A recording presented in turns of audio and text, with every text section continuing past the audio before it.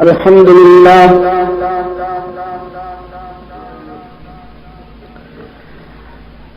لله وحده والصلاة والسلام على من لا نبي بعده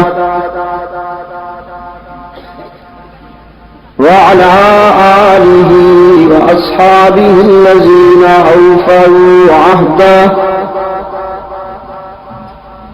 الذين هم مفاتيح الرحمة ومصابيح الغرر. أعوذ بالله من الشيطان الرجيم. بسم الله الرحمن الرحيم. لقد كان لكم في رسول الله أسوة حسنة لمن كان يرجو الله واليوم الآخر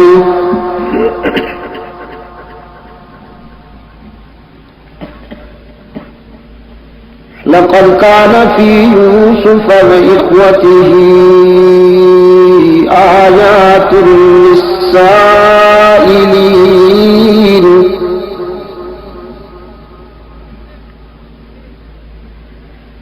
إذ قالوا ليوسف وأخوه أحب إلى أبينا منا ونحن عصبة إن أبانا لفي ضلال مبين.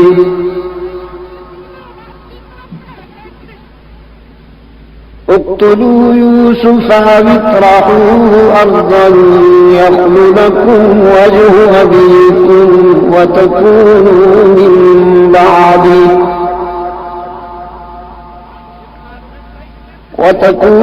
من بعده قوما صالحين.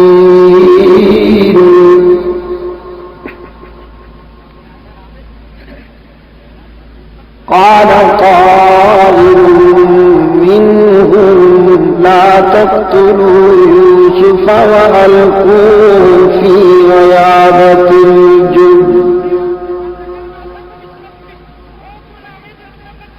يلتقطوا بعض السيارة إن كنتم فاعلين.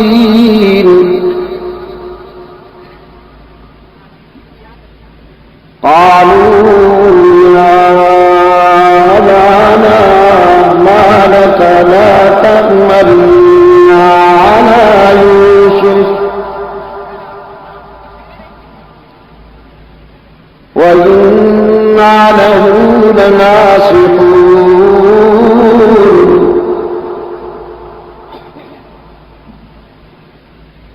أرسله معنا غدا يرتع ويلعب وإنا له لحافظون.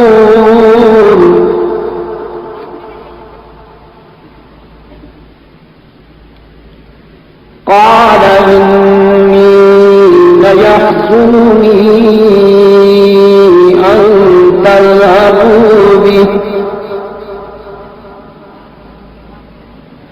وأخاف أن يأكله الذئب وأنتم عنه غافلون.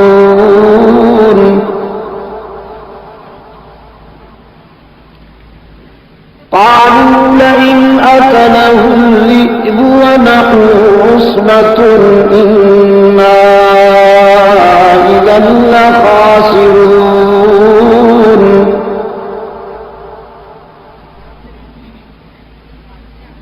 فلما ذهبوا به وأجمعوا أن يجعلوه في غيابة الجب يلتقطوا بعض السيارة إن كنتم فاعلين.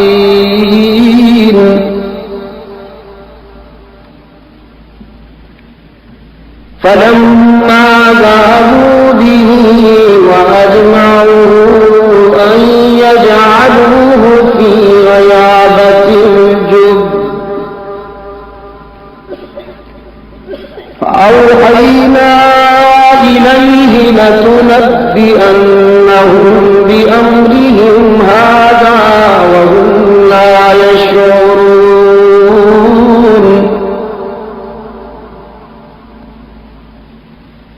وجاءوا أباهم عشاء يبكون قالوا يا أبانا إنا ذهبنا نستبق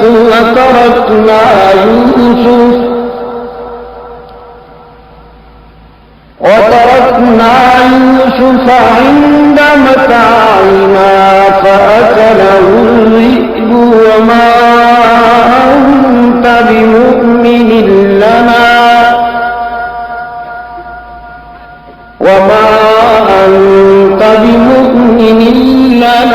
ولو كنا صادقين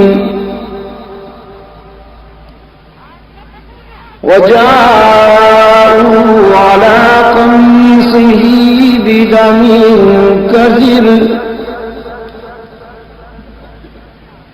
قال بل سولت لكم أنفسكم أمرا فصبر جميل والله المستعان على ما تصفون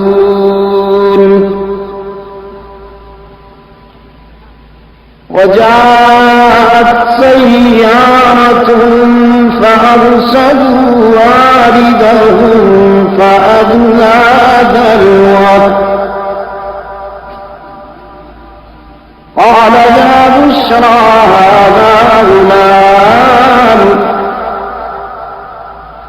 أسروه بضاعة والله عليم بما يعملون وشروه بثمن بخس دراهم معدودة وكانوا فيه من الزاهدين صدق الله مولانا العظيم وقال النبي صلى الله عليه وسلم إنما بعثت لأتمم مكارم الأخلاق وصدق رسوله النبي الأمي الكريم ونحن على ذلك لمن الشاهدين والشاكرين والحمد لله رب العالمين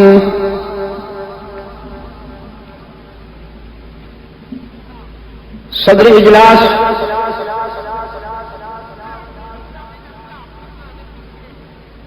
ارباب علم و دانش رفقائے جماعت محترم بزرگوں عزیز دوستوں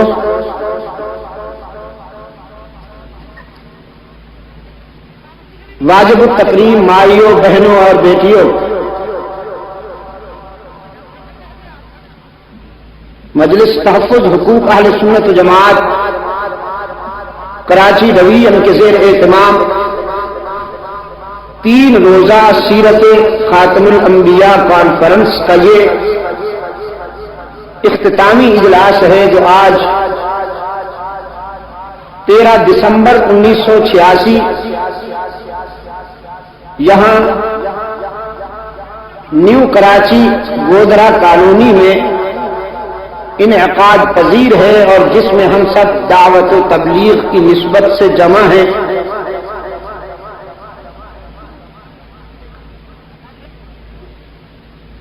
آج کے اس اجلاس کی ترتیب اور تشکیل میں جن احباب نے انہماک کو اخلاص کے ساتھ کوشش کی ہے اللہ ان کی اس کوشش کو قبول فرمائے. پھر اس سرد موسم میں آپ جس گرم جوشی سے تشریف لائے ہیں، اللہ آپ کو بھی دونوں جہان کی عزت نصیب فرمائے۔ بالخصوص مولانا محمد زکریا صاحب اپنی طبی علالت کے باوجود تشریف لے آئے۔ ہمارے عزیز حضرت بنوری رحمت اللہ تعالی علیہ کی یادگار اور ان کے جانشین جو مجلس تحفظ حقوق اہل سنت و جماعت کراچی کے صدر بھی ہیں، سید محمد بنوری صاحب بھی علالت کے باوجود تشریف لے آئے ہیں۔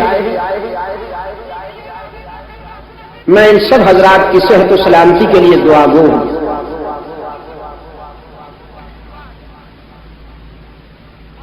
سیرت اور وہ بھی سرور کائنات کی،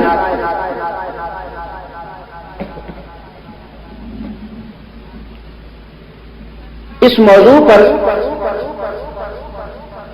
گفتگو کرنے کے لیے اس عنوان پر لب کشائی کے لیے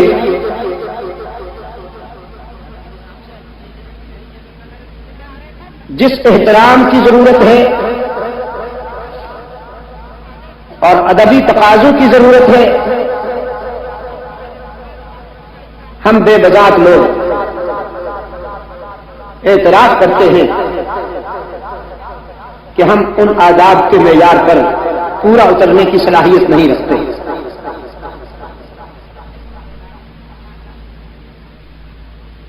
روح الامین کی زبان چاہیے رحمت عالم کی سیرت بیان کرنے کے لیے، اور صدیق اکبر جیسے عشاق کا دل چاہیے ذکر رسول کو سننے کے لیے۔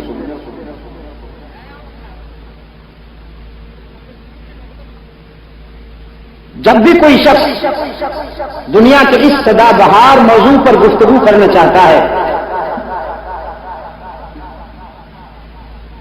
تو ام المومنین مخدومۃ المسلمین حبیبہ حبیب خدا صدیقہ بنت صدیق اکبر سیدہ عائشہ رضی اللہ تعالی عنہا کی زبان سے نکلا ہوا وہ جملہ جو فرزندان اسلام کے استفسار کے جواب میں انہوں نے ارشاد فرمایا، بے ساختہ سامنے آ جاتا ہے۔ صحابہ کرام رضوان اللہ علیہم اجمعین نے پوچھا تھا سیدہ عائشہ سے کہ آپ ہمیں اللہ کے رسول کے اخلاق بتائیے کہ آپ نے اللہ کے محبوب کو بہت قریب سے دیکھا ہے۔ کراچی کے دوستو، دنیا کے دو خوش نصیب انسان ہیں جنہوں نے اللہ کے محبوب کو اتنا قریب سے دیکھا ہے کہ روح الامین کو بھی وہ قرب نصیب نہیں ہوا۔ ایک مرد ہے، ایک عورت، اور حسن اتفاق کی حد ہے کہ مرد ابو بکر صدیق ہے، عورت انہی کی لخت جگر عائشہ صدیقہ ہے رضی اللہ تعالی عنہما۔ ابو بکر صدیق رضی اللہ تعالی عنہ نے اللہ کے رسول کی جلوتوں کا مشاہدہ کیا ہے، اور ان کی لخت جگر سیدہ عائشہ صدیقہ نے اللہ کے محبوب کی خلوتوں کا مشاہدہ کیا ہے۔ حضور گھر سے باہر کیسے رہتے تھے یہ ابو بکر صدیق بتائے، اور رحمت عالم گھر کی چاردیواری میں کیوں کر بسر کرتے تھے اپنی حیات طیبہ، یہ صدیقہ کائنات بتائے گی۔ اس لیے صحابہ کرام رضوان اللہ علیہ اجمعین نے پوچھا کہ آپ ہمیں اللہ کے رسول کے اخلاق بتائیے، تو سید عائشہ صدیقہ رضی اللہ تعالی عنہا کا بے ساختہ جواب تھا، کان خلقہ القرآن۔ مجھ سے پوچھنے کی کیا ضرورت ہے، قرآن کا مطالعہ کیا کیجیے، قرآن کے ہر ورقے پہ رسول اللہ کا حسن بکھرا ہوا ہے۔ پیغمبر کے جمال جہاں آرا کو دیکھنے کے لیے قرآن سے بہتر کوئی آئینہ نہیں۔ عزیز دوستو، کسی کی شخصیت کو سمجھنے کے لیے یوں تو بہت سارے معیار اور کسوٹیاں ہو سکتی ہیں، لیکن چند ایک پیمانے بڑے بے ساختہ ہیں۔ مثلا اپنے شوہر کو جتنی بیوی سمجھتی ہے شاید کوئی دوسرا نہ سمجھتا ہو۔ پھر خادم خاص جو اندرون خانہ اپنے آقا کی خدمت میں رہتا ہے وہ بھی بہت قریب سے جانتا ہے۔ پھر اڑوس پڑوس میں رہنے والے دور رہنے والوں کو بنسبت زیادہ جانتے ہیں اپنے پڑوسی کو۔ میں ان تینوں پیمانوں پر رحمت عالم صلی اللہ علیہ وسلم کی صداقت کو گوش گزار کروں گا۔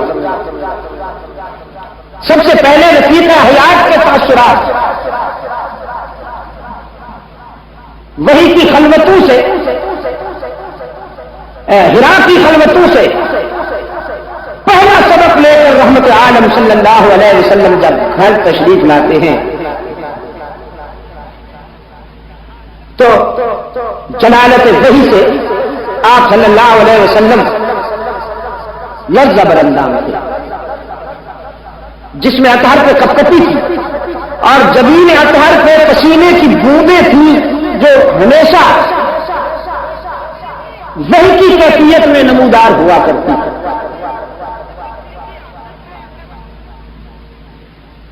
قرآن کریم اللہ کا کلام ہے،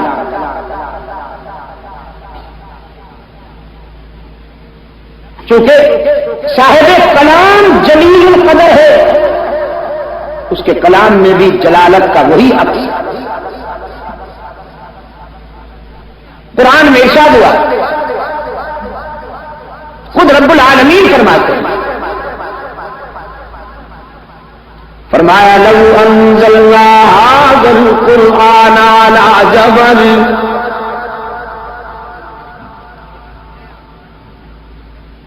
لو انزلنا هذا القرآن على جبل لرأيته خاشعا متصدعا من خشية الله۔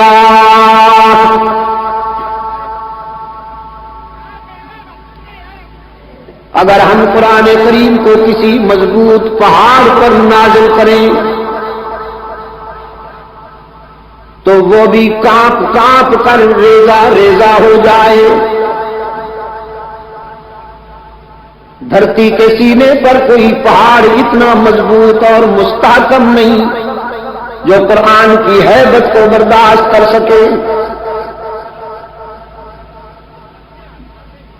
لیکن قلب رسول میں اللہ نے یہ وسعت رکھی ہے کہ جہاں قرآن سما سکے۔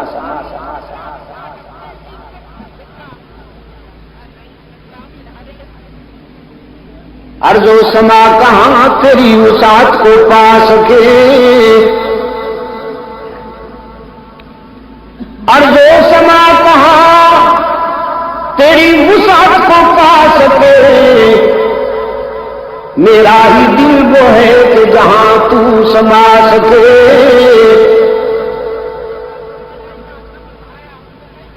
وحی کا پہلا سبق لے کر اللہ کا معبود خانوادہ رحمت میں آئے، گھر میں تشریف لائے۔ ام المومنین سیدہ خدیجہ رضی اللہ تعالی عنہا سے فرمایا زملونی، خدیجہ مجھ پر چادر ڈال دو، انی خشیت علی نفسی، مجھے تو جان کی فکر لاحق ہے۔ سیدہ خدیجہ رضی اللہ تعالی عنہا نے اللہ کے محبوب پر چادر بھی ڈال دی، کمبل بھی اڑا دیا، سرہانے بیٹھ گئی۔ اب تأثرات سنیے. فرماتی ہے کلا واللہ لا یخزیک اللہ ابدا انک لتصل الرحم وتحمل الکل وتکسب المعدوم وتقری الضیف وتعین علی نوائب الحق. میرے آقا مجھے اس کی جلالت کی قسم ہے کہ آپ کو کبھی نقصان نہیں پہنچ سکے گا. آپ کوئی لاوارث تو نہیں. آپ کے اخلاق یہ ہیں کہ آپ صلہ رحمی کرنے والے ہیں, توڑنے والوں سے جوڑنے والے ہیں.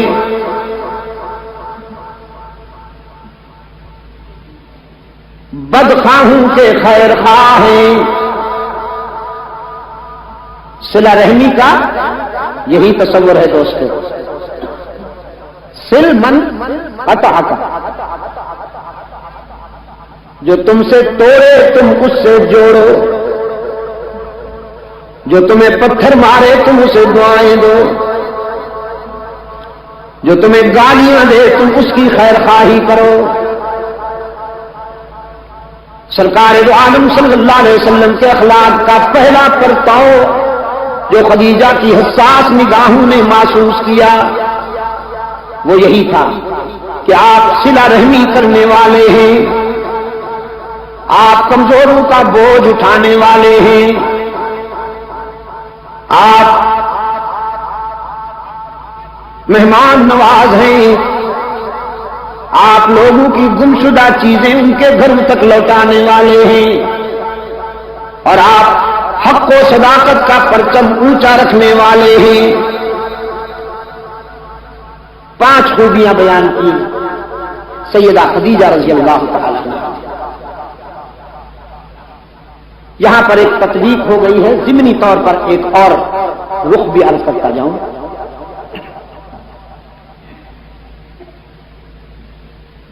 مکہ والوں کی دل آزاریوں کے پیش نظر اپنے قائد کے مشورے پر حضرت صدیق اکبر رضی اللہ تعالیٰ عنہ جب حبشہ کے سفر کا ارادہ کرتے ہیں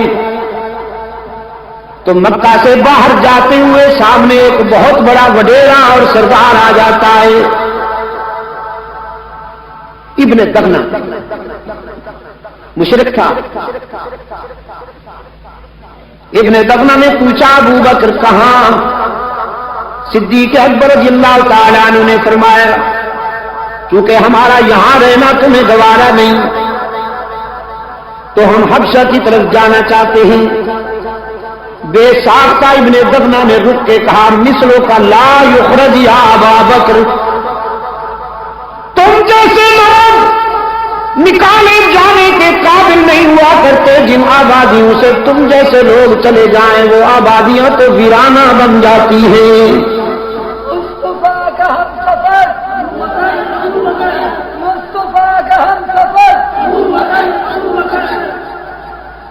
سردی میں بیچارے مقبوض بیٹھے ہیں, لیکن انشاءاللہ میں اتاروں گا ان کی سردی ابھی.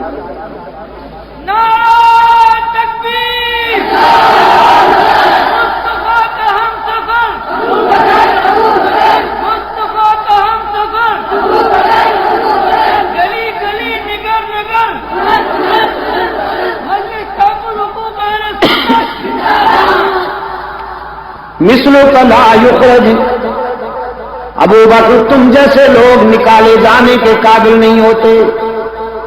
اب بے ساختہ ابن دغنہ کے تاثرات سنیے. کہتا ہے انک لتصل الرحم وتحمل الکل وتقری الضعیف وتکسب المعدوم وتعین علی نوائب الحق. جو 5 خوبیاں خدیجہ کی حساس نگاہوں نے استاد کے اخلاق میں دیکھی تھی وہی 5 خوبیاں ہو بہو ابن دغنہ نے شاگرد کے اخلاق میں محسوس کی. اسے کہتے ہیں فنا فی الرسول، فنا فی الشیخ ہونا۔ یہ بیوی کے تاثرات کے، بیویاں اتنی جلدی نہیں مانا کرتی۔ یقین فرمائیے سارا جہان کسی کی عظمت کا قائل ہو جائے، بیوی بہت کم ہوتی ہے۔ عزیز دوست، وہ میں ایک سنایا کرتا ہوں حکایت تھی۔ ایک علاقے میں اللہ والے کا بڑا احترام کیا جاتا تھا، لوگ بہت ہی اسے رسپانس دیتے تھے، لیکن اہلیہ ان کی ہمیشہ تنقید کرتی رہتی تھی، مصلہ توڑنے کے سوا کہ تمہیں اور کوئی کام نہیں، پڑے رہتے ہو ہر وقت۔ اللہ سے دعا کرتا تھا وہ مظلوم روشن ضمیر کہ الہ العالمین اس کوتاہ نظر کو بھی نگاہ عطا کر کے یہ مجھے پہچان لے کہ گھر کی جو اپوزیشن پیدا ہو گئی ہے یہ تو ختم ہو۔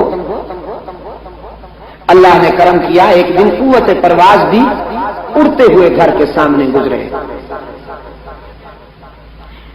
دوسرے لوگوں نے بھی دیکھا، ان کی رفیقہ حیات نے بھی دیکھا۔ چند لمحوں بعد جب گھر پہنچے تو بیوی کہنے لگی تو بڑا ولی بنتا ہے، ولی ہوں تو ایسے، سبحان اللہ، بن پروں کے آج میں نے دیکھا اللہ کے ایک کامل بندے کو اڑتا ہوا جا رہا تھا، ایمان تازہ ہو گیا، آنکھوں کو ٹھنڈک نصیب ہوئی، سبحان اللہ۔ یہ مظلوم کہنے لگا اچھا تو اڑنے والے کو پہچانا تھا، وہ یہ ناچیز تیرا خامن تو تھا، تیرا شوہر تو تھا، پہچانا نہیں تو نہیں؟ فوراً بدل گئی، کہنے لگی اچھا تو تھا، وہ میں پہلے سمجھ گئی یہ جو ٹیڑھا ٹیڑھا اڑ رہا ہے وہی نکھٹو ہوگا۔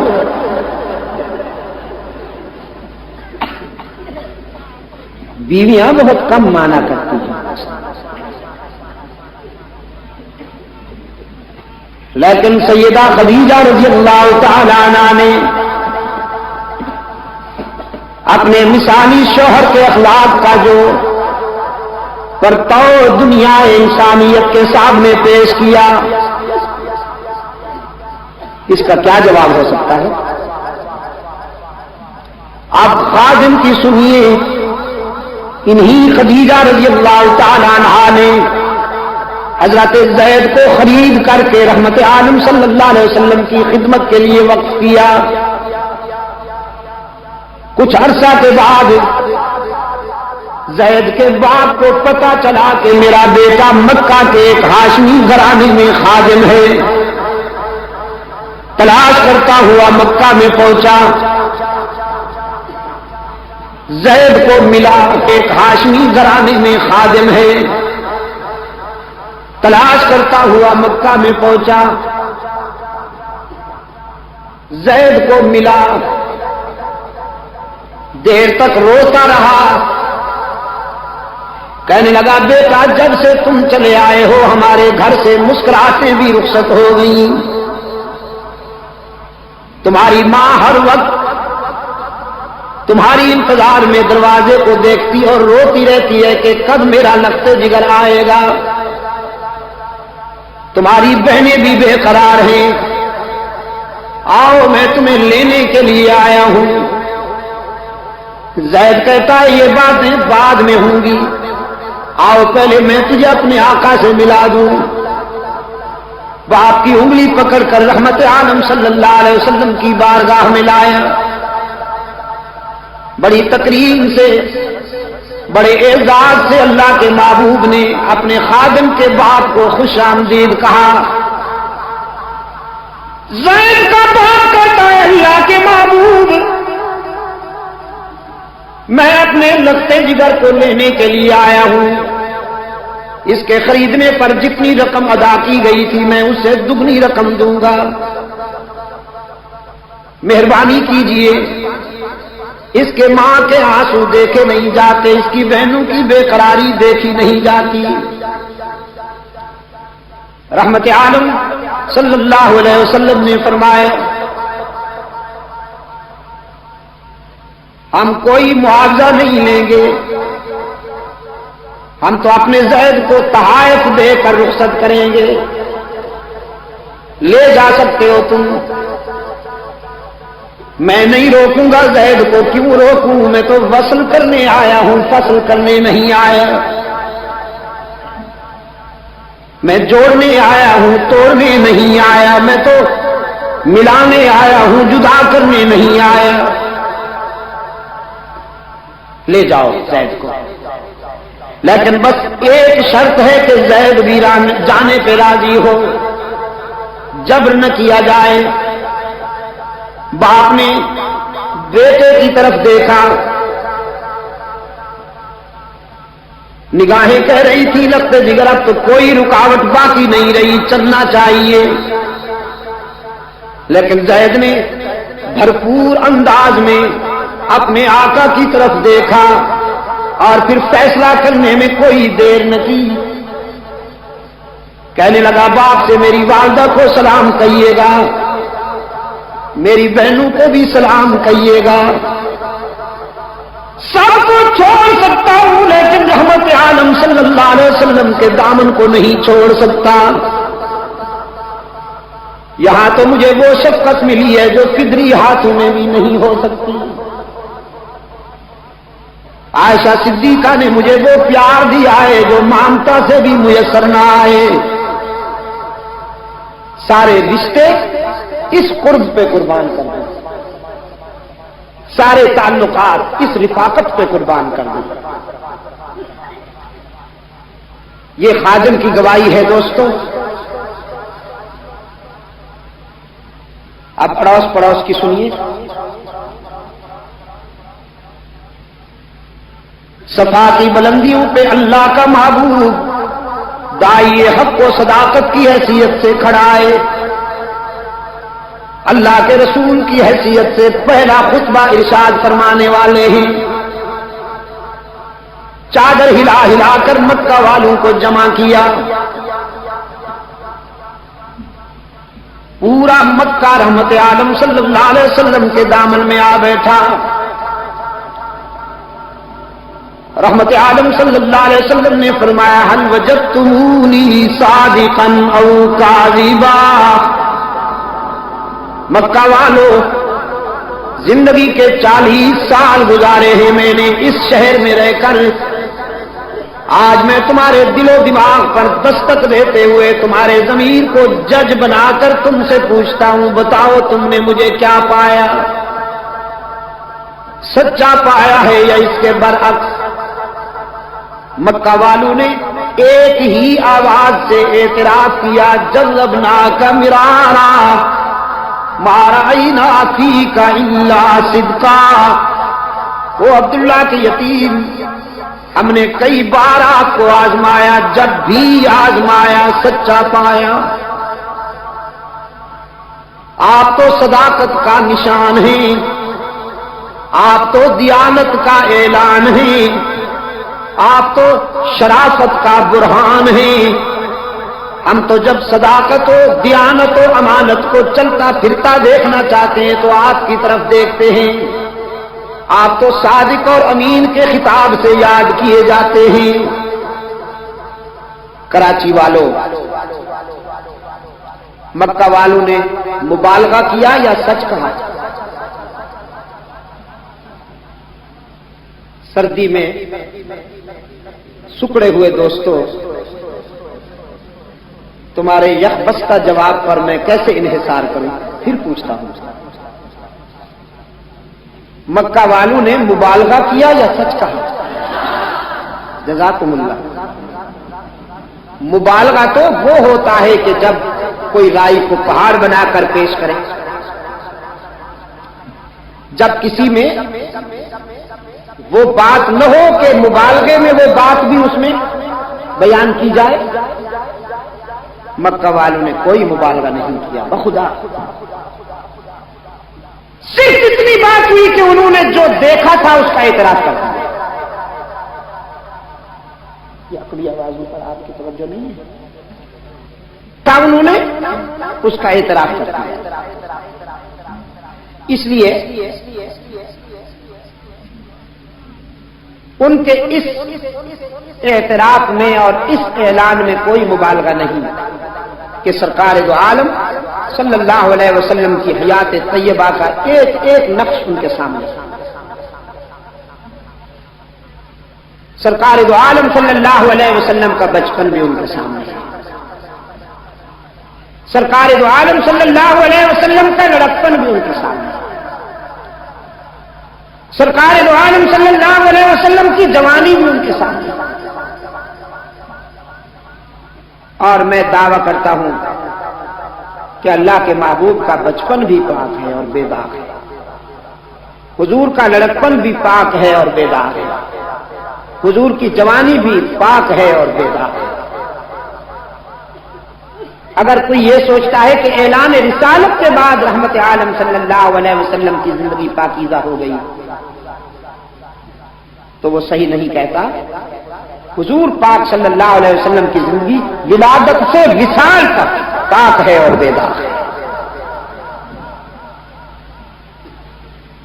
آپ صلی اللہ علیہ وسلم کی ولادت باسعادت گویا پاکیزگیوں کا آغاز تھا جس نے قرۂ ارض کو اپنی فیاضیوں سے مالا مال کیا. میں چاہوں گا کہ آپ کو حضور کے بچپن لڑکپن اور جوانی کی ایک ایک ادا عرض کرتے ہوئے آگے بڑھوں. سرکار دو عالم صلی اللہ علیہ وسلم کے بچپن کی ایک ادا. راستہ دے دو نا، یہ کون آ رہی ہے؟ راستہ دے دو. صحابہ نے راستہ دے دیا. حضرت حلیمہ قریب آ گئی. آپ نے اس طرح پلٹ کے دیکھا کہ جیسے یہاں کوئی آ رہی ہے. سیدہ حلیمہ رضی اللہ تعالی عنہا بڑی خوش نصیب ہیں اس معاملے میں جیسے کہ اپنے پیارے محمد کو اللہ کے رسول کی حیثیت سے بھی انہوں نے دیکھا. یعنی انہوں نے حضور کی رسالت کا زمانہ پایا. اور یہ وہ خوشی ہے جو آمنہ کو بھی نصیب نہ ہو سکی، جو حلیمہ سعدیہ کو نصیب ہو. سرکار دو عالم صلی اللہ علیہ وسلم کی خدمت میں حاضر ہوئی. رحمت عالم صلی اللہ علیہ وسلم نے بڑی تقریب سے حلیمہ سعدیہ کو بٹھایا. حلیمہ سعدیہ نے بھی آگے بڑھ کر اپنے پیارے محمد کا ماتھا چوما. خیر خیریت پوچھی. رحمت عالم صلی اللہ علیہ وسلم نے نبیذ تمر پیش کیا. پانی میں ہلکی ہوئی کھجوریں، ایک طرح کا شربت ہوا کرتا تھا. سیدہ حلیمہ عرض کرتی ہیں اللہ کے محبوب آپ کے بچپن کی ایک ادا سوال بن گئی ہے، آج چاہتی ہوں کہ اس کی وضاحت ہو جائے. آپ جب میرا دودھ پیا کرتے تھے تو ہمیشہ دائیں طرف سے دودھ پیتے تھے، کبھی آپ نے بائیں طرف سے دودھ قبول نہیں کیا حالانکہ وہ آپ کا بچپن تھا.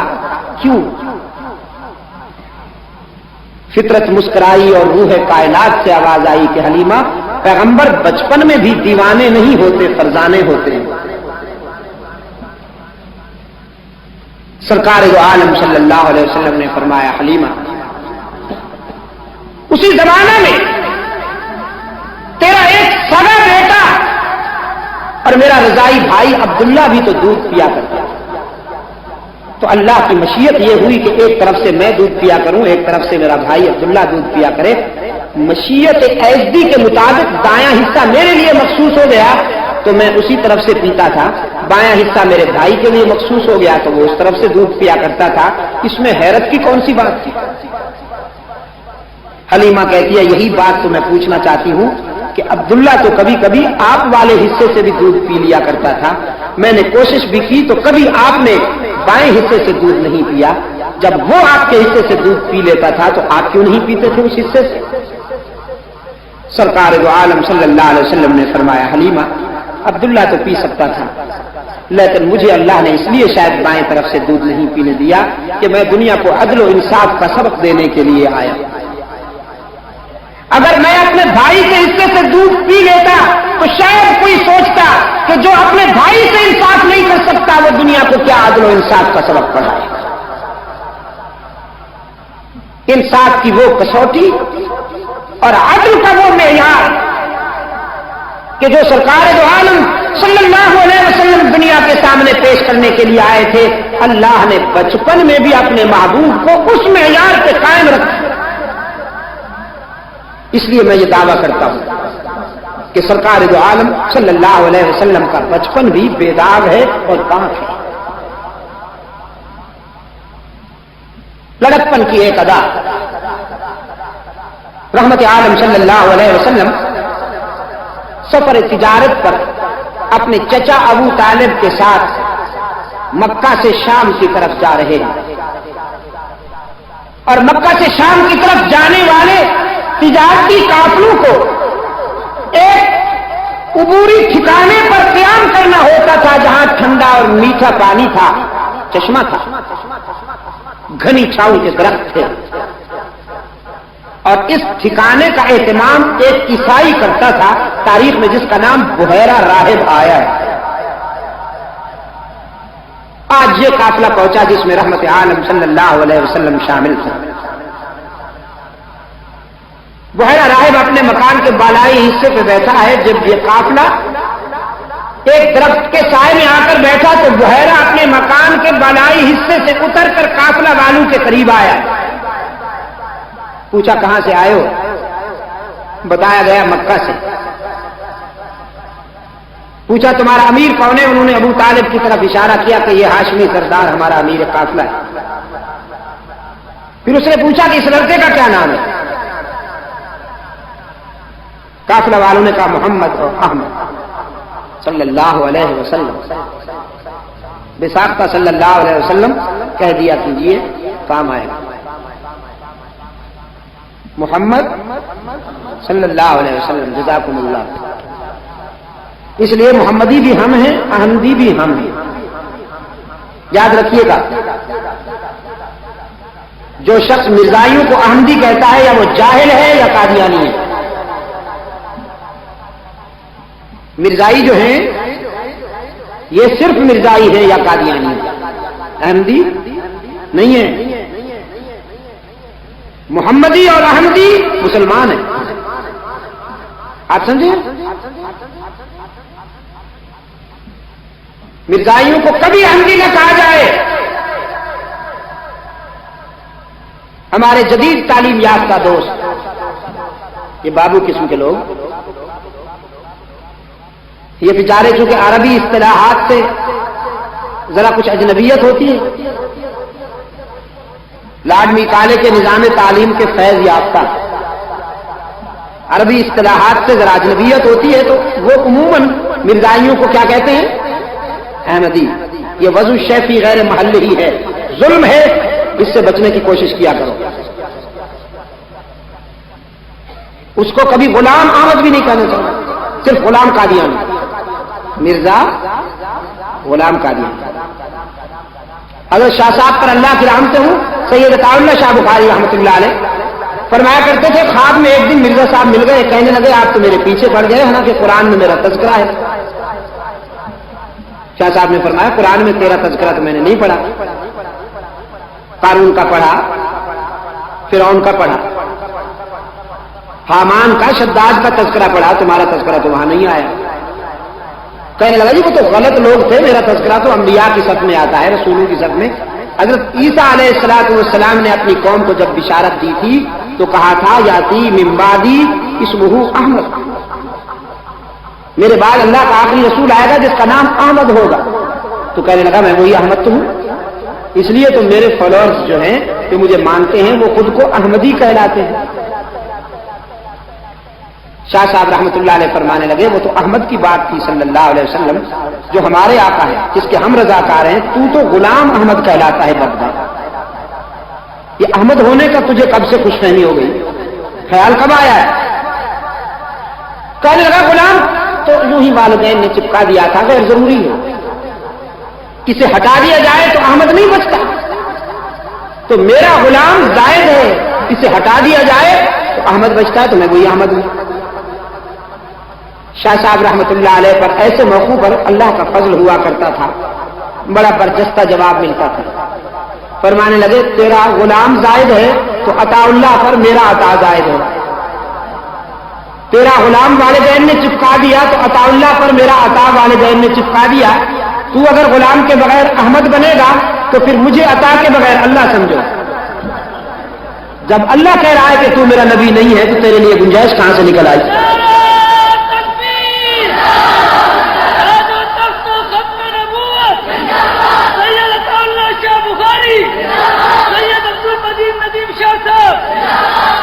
हक़्क़ो सदाकत की दास्तान जब भी छिड़ेगी तो मेरे अकाबिर का नाम सरे फहरिस्त है। जब सदाकतों का तज़किरा होगा तो मेरे असलाफ के नाम सरे फहरिस्त चमकते हुए मिलेंगे। अल्लाह की करोड़ों रहमतें हैं। अल्लाह उनकी कब्रों को अपने फजल और करम से मामूर कर दे। हर फितने का मुकाबला करने वाले यही मुजाहिद, इन्होंने दीन के लिए मार खाई है, माल नहीं खाया। बड़े सगीर में दो तबके हैं न्यू कराची वालों।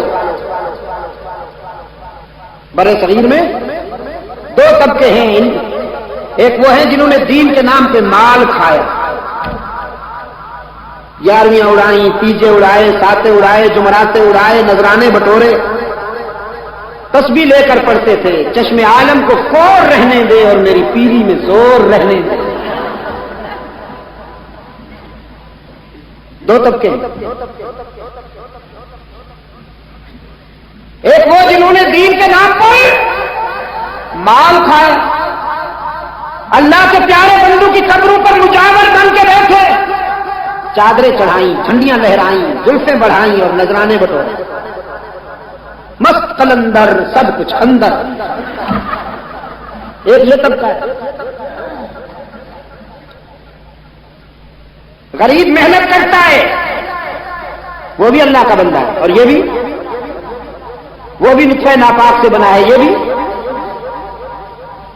वो भी खाकी है, ये भी, उसने भी कब्र में जाना है, इन्होंने भी। लेकिन अल्लाह के कुछ बंदे माबूद ही बन बैठे। इकबाल कहता है बुजुर्गों की कब्रों पे चादर चढ़ाकर, झंडियां लहराकर, जुल्फें बढ़ाकर सज के बैठ जाते हैं। मेहनत कश मजदूरियां करता है, दिन भर पसीना बहाता है, उसे मुश्किल से दाल रोटी मिलती है, और हजरत साहब का बिजनेस ऐसा एवरग्रीन है, विदाउट लॉस। इसका साइज है कि बढ़ता जा रहा है, साइज बढ़ता जा रहा है। हजरत साहब कुर्सी में नहीं समा सकते। ये छोटी मोटी करोला कारें जो हैं, उनके तो गेट में हजरत साहब नहीं घुस सकते। दो तबके हैं बड़े सगीर में, दो तबके। एक दीन के नाम पर माल खाने वालों का तबका, और दूसरा दीन के नाम पर मार खाने वालों का। अल्लाह की करोड़ों रहमतें हुई मेरे असलाफ। उन्होंने दीन के लिए मार खाई और तारीख बनाई, हर फितने का डटकर मुकाबला किया। फिरंगी इक्तदार का जनाजा उठाया, बरतानवी साम्राज्य को वो सबक पढ़ाया कि कयामत तक नहीं भूलेंगे। अंग्रेज के रिकॉर्ड में बागियों की जो फहरिस्त है, अंग्रेज के रिकॉर्ड में बागियों की जो फहरिस्त है, तो अंग्रेज के बागियों में सरफहरिस्त जो नाम आते हैं वो वलीउल्लाही काफिले के रजाकारों के नाम। महमूद हसन का नाम चमक रहा है अंग्रेज के से बगावत करने वालों में। इमदादुल्लाह महाजिर मक्की का नाम चमक रहा है अंग्रेज से बगावत करने वालों में। अजीज दोस्तों, शाह अब्दुल अजीज रहमतुल्लाह अलैह का नाम चमक रहा है, सैयद मदनी का नाम चमक रहा है।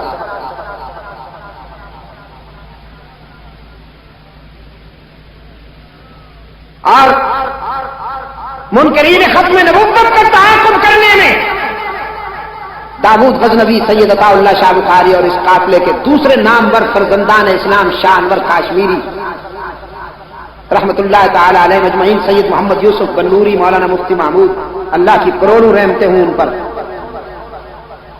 چمک رہے ہیں یہ نام۔ تو برے صغیر میں دو طبقے، ایک شدائیوں کا طبقہ اور ایک حلوائیوں کا طبقہ، ایک مجاہدین سربکش مجاہدوں کا طبقہ اور دوسرا نذرانہ بدامن مجاوروں کا طبقہ، جنہوں نے جب و دستار کی آڑ میں اللہ کے بندوں کا معاشی اور فکری استحصال کیا۔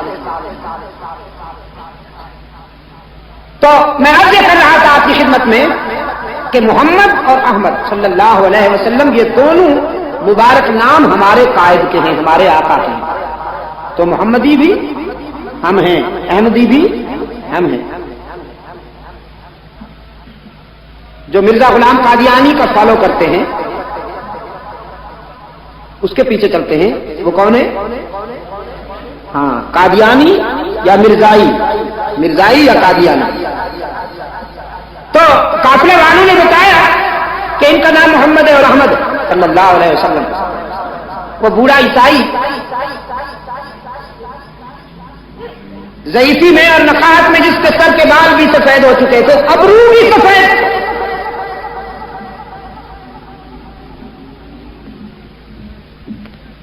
وہ پوچھتا ہے کہ اس لڑکے کا باپ کون ہے؟ ابو طالب متوجہ ہوا، کہنے لگا میاں تم تو بڑے سنجیدہ سوالات کرتے چلے جا رہے ہو، یہ میرا لڑکا ہے، بات کیا ہے؟ اب بحیرہ راہب نے ہاتھ میں جو اس کے اوراق تھے ان کی طرف غور سے دیکھا اور رحمت عالم صلی اللہ علیہ وسلم کے چہرہ انور کی طرف بھی غور سے دیکھا۔ ابو طالب سے کہنے لگا تم کہتے ہو یہ تمہارا بیٹا ہے اور انجیل کی بشارتیں کہتی ہیں کہ اسے یتیم ہونا چاہیے، تو میں تمہاری بات مانوں یا انجیل کی بات مانوں؟ بات ہی ایسی تھی کہ ابو طالب چونک گیا، کہنے لگا یہ تو واقعی یتیم ہے، میرے بھائی کا لڑکا ہے، میں ان کا چچا ہوں، اور چچا چونکہ باپ کی جگہ ہوتا ہے، میں نے تو اس نسبت سے اسے اپنا بیٹا کہہ دیا، اور ویسے بھی میں اپنے بیٹوں سے زیادہ اس کو عزیز رکھتا ہوں، لیکن تمہیں یہ کیسے معلوم ہو گیا کہ اسے یتیم ہونا چاہیے اور یہ کوئی غیر معمولی شخصیت ہے؟ اب بحیرہ کہتا ہے اصل بات یہ ہے کہ قافلے تو ہزاروں یہاں آتے اور جاتے، یہ پہلا قافلہ تھا جسے میری نگاہوں نے دیکھا۔ میں مکان کے بالائی حصے پہ بیٹھا تھا، میں نے دیکھا دور سے اس قافلے کو صحرا میں چلتے ہوئے کہ بادل کا ایک ٹکڑا اس پہ سایہ کیے ہوئے۔ مجھے تجسس ہوا کہ اس قافلے میں وہ کون سی شخصیت ہے جس کے لیے قدرت نے یہ اہتمام کیا۔ تو پھر یہی لڑکا قافلے سے ذرا ہٹ کر چلنے لگا تو میں نے دیکھا کہ بادل کا ٹکڑا اسی کے سر پہ سایہ افغان ہو گیا، جس سے مجھے اندازہ ہوا کہ یہ وہ شخصیت ہے کہ جس کے لیے قدرت نے یہ اہتمام کیا ہے۔ تم نے جب یہاں اس درخت کے نیچے ڈیرے لگائے تو میں نے اس لڑکے کے چہرے کے نقوش کو دیکھا، اس کے چہرے کے خط و خال کا مطالعہ کیا تو مجھے وہ تمام علامتیں چمکتی ہوئی دمکتی ہوئی ہویدا نظر آئی جو انجیل کے اوراق پر اللہ کے آخری رسول کی بتائی گئی ہیں علامتیں۔ حضور اکرم صلی اللہ علیہ وسلم کا دامن پکڑ لیتا ہے وہ بوڑھا، کہتا ہے محمد راہ حق میں ستائے جاؤ گے، حق و صداقت کے راستے پر چلنے والوں کو جن تلخیوں کا سامنا کرنا پڑتا ہے ان تلخیوں سے آپ کو بھی گزرنا ہوگا۔ شاید لوگ آپ کے راستے میں کانٹے بچھائیں، شاید سنگ باری کا نشانہ بنائیں، شاید آپ کو تیر و تلوار سے زخم پہنچائیں۔ اے کاش کہ میں اس وقت تک زندہ رہوں، جو تیر تجھے مارا جائے وہ اپنے سینے پہ لے لوں، جو پتھر تجھ پہ پھینکا جائے وہ اپنے سر پہ لے لوں، لیکن چراغ سحری ہوں، کہاں زندہ رہوں گا اس وقت تک؟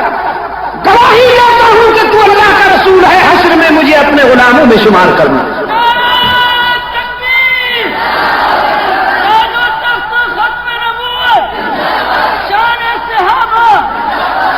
یہ تو میرے آقا ہیں کراچی کے روشن ضمیروں، جن کے لڑکپن کی تابانی سے اہل نظر اندازہ کر لیا کرتے تھے، اور انگریز نے جو کینڈیڈیٹ کھڑا کیا، برطانوی سامراج جو اس ماہ مبین کے مقابلے میں امیدوار لایا، مرزا صاحب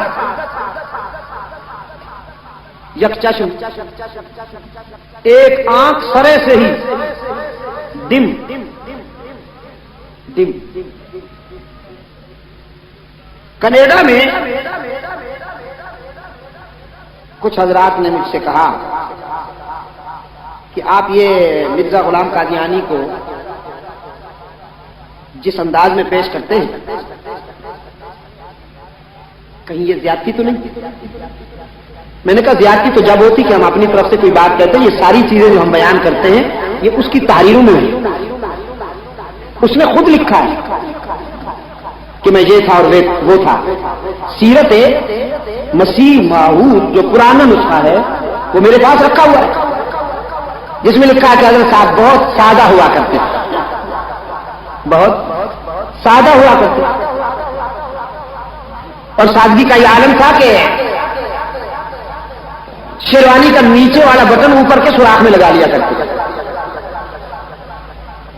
دایاں بوٹ بائیں پاؤں میں ڈال دیا کرتے تھے، جیب میں گڑ بھی ہوا کرتا تھا، مٹی کا ڈھیلا بھی ہوا کرتا تھا، تو سادگی میں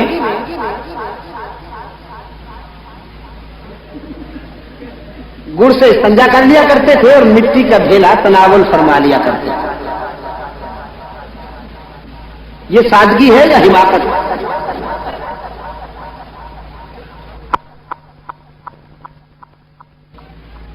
دایاں بوٹ بائیں پاؤں میں ڈال دیا کرتے، جیب میں گڑ بھی ہوا کرتا تھا، مٹی کا ڈھیلا بھی ہوا کرتا تھا، تو سادگی میں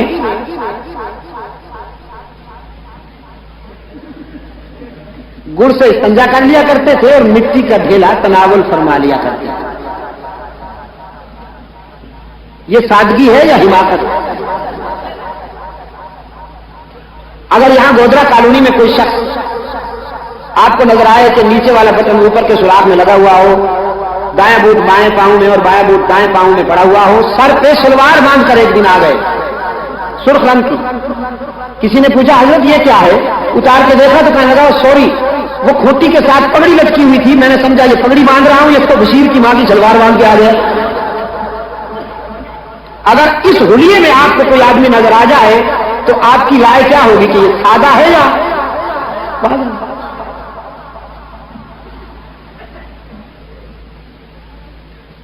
اور مقابلہ ہے اس سے، وہ حسن کائنات میرے پیش نظر ہے کہ ذرے بھی دیکھ لیں تو تباہ سے نظر کریں، جن کے جمال جہاں آرا کا قرآن ناطق،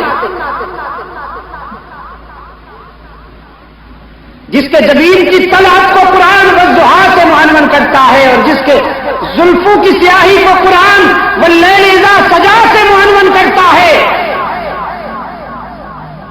جس کے در و دیوار کے تذکرے قرآن کے اوراق میں بکھرے ہوئے ہیں، خاک کے وہ ذرے، وہ مٹی کہ جو رحمت عالم صلی اللہ علیہ وسلم کے قدوم میمنت نجوم سے مس کر جائے، اس مٹی کے تذکرے قرآن میں آئے ہیں۔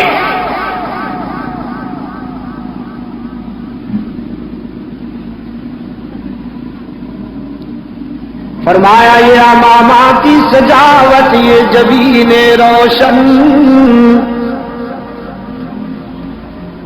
یہ قبائے عربی اور یہ نیچا دامن، مردہ بھی دیکھے تو کر چاک غریبان کفن، اٹھ چلے قبر سے بےتاب زباں پر یہ سخن، مرحبا سید مکی مدنی العربی، دل و جاں باد ہدایت کی عجب خوش لقبی۔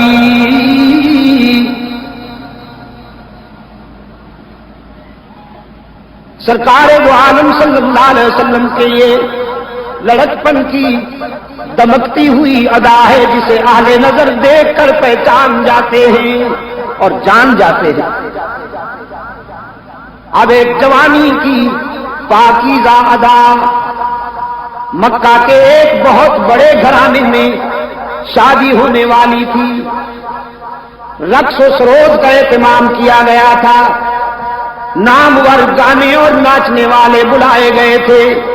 ہم عمر نوجوان رحمت عالم صلی اللہ علیہ وسلم کی ارد جمع ہوتے ہیں اور کہتے ہیں ہم بھی جائیں گے گانے بجانے کے محفل میں, آپ کو بھی لے جائیں گے.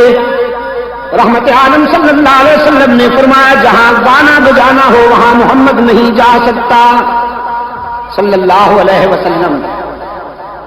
جہاں گانا بجانا ہو وہاں نہ محمد جا سکتا ہے نہ محمد کی شریعت آ سکتی ہے. برتن میں دونوں چیزیں تو نہیں ہو سکتی, یا پاکی ہوگی یا ناپاکی ہوگی. سرکار دو عالم صلی اللہ علیہ وسلم نے فرمایا اس محفل میں کیسے جاؤں جہاں گانا بجانا ہو. ہم عمر اصرار کرتے ہیں جب ہم جا رہے ہیں تو آپ کیسے نہیں جائیں گے. رحمت عالم صلی اللہ علیہ وسلم نے فرمایا بس میرا ذوق برداشت نہیں کرتا, میں قطعاً نہیں جاؤں گا. ان کا اصرار بڑھتا ہے, رحمت عالم صلی اللہ علیہ وسلم کا انکار بڑھتا ہے. خود فرماتے ہیں اللہ نے مجھ پہ کرم کیا, نیند طاری کر دی. وہ اصرار کرتے ہیں رحمت عالم صلی اللہ علیہ وسلم اونگ رہے ہیں, سمجھا کہ شاید جانے سے بچنے کے لیے نیند کر رہے ہیں. ہم عمر نوجوانوں نے فیصلہ کر لیا کہ ہم اٹھا کے لے جائیں گے. یہ اکیلے ہیں, ہم 10-12 ہیں.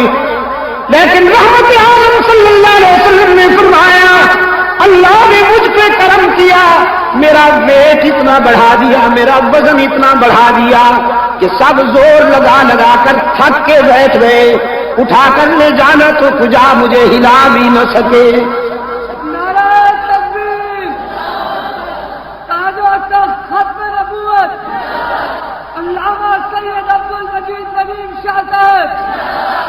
حضور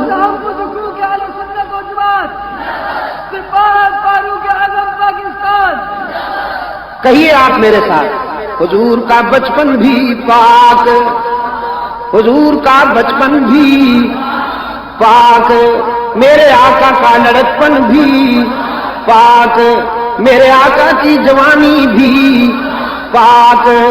مکہ والوں نے کوئی احسان نہیں کیا. یہ کہہ کر جرب نام کا مرارا مارا فی کا اللہ صدقا, کوئی احسان نہیں کیا. جو دیکھا تھا وہی مان لیا. رحمت عالم صلی اللہ علیہ وسلم نے فرمایا تو پھر مجھے صادق مانتے ہو, امین مانتے ہو, جو کہوں اب بھی مانو گے. کہنے لگے ضرور مانیں گے, ٹٹولنے کے لیے, پرکھنے کے لیے. رحمت عالم صلی اللہ علیہ وسلم نے فرمایا اگر میں کہوں اس پہاڑ کے پیچھے کوئی دشمن حملہ کرنے والا ہے تو مان لو گے. اب لیڈروں نے ایک دوسرے کی طرف دیکھا, ہم پہ حملہ کون کرے گا, ہم تو بہت مضبوط ہیں, قبائل سے ہمارا اتحاد ہے, ہماری داخلہ اور خارجہ پالیسیاں بڑی مستحکم ہیں, ہم پہ حملہ کون کرے گا. رحمت عالم صلی اللہ علیہ وسلم کی نگاہیں پوچھ رہی تھی میں کہوں تو. مکہ والوں نے ایک ہی آواز سے کہا بظاہر تو بہت مشکل ہے آج ہم پہ کوئی حملہ آور ہو سکے, لیکن اگر آپ کہیں تو ماننا پڑے گا, اس لیے کہ یہ زبان ہی ایسی ہے کہ اس سے کبھی جھوٹ نکلا ہی نہیں صلی اللہ علیہ وسلم.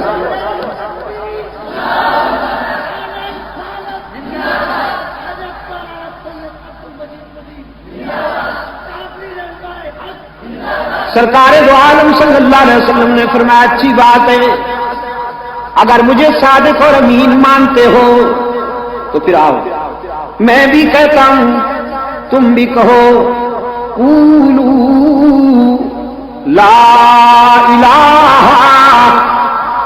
ٹھہریے الا اللہ میں جلدی نہ کیجیے, ذرا اللہ کا جھاڑو پھر لینے دیجیے, ذرا صفائی تو ہو جائے نا, ذرا صفائی ہو جائے.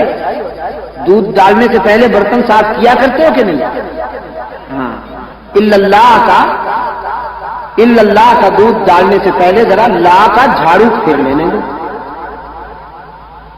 سینہ صاف تو ہو جائے نا ذرا.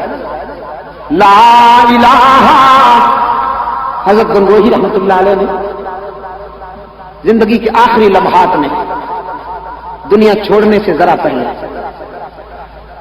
بڑے خاص تاثر سے فرمانے لگے، ہر تمنا دل سے رخصت ہو گئی،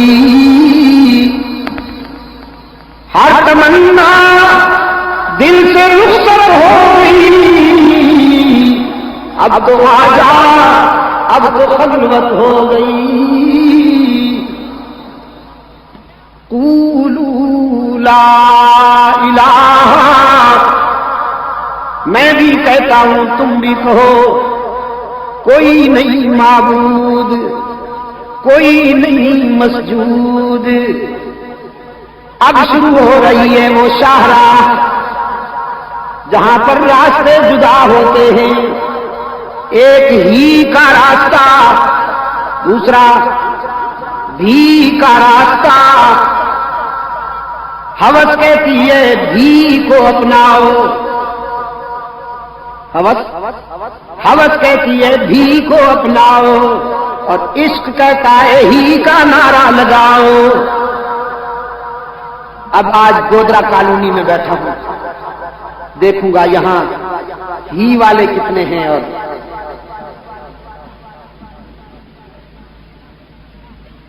قولوا لا الہ، میں بھی کہتا ہوں تم بھی کہو، اللہ کا معبود، اللہ کا معبود صفا کی بلندیوں پہ کھڑا ہوا، قافلہ انسانیت کو امن و سلامتی کا راستہ دکھاتا ہے، اتحاد کا راستہ.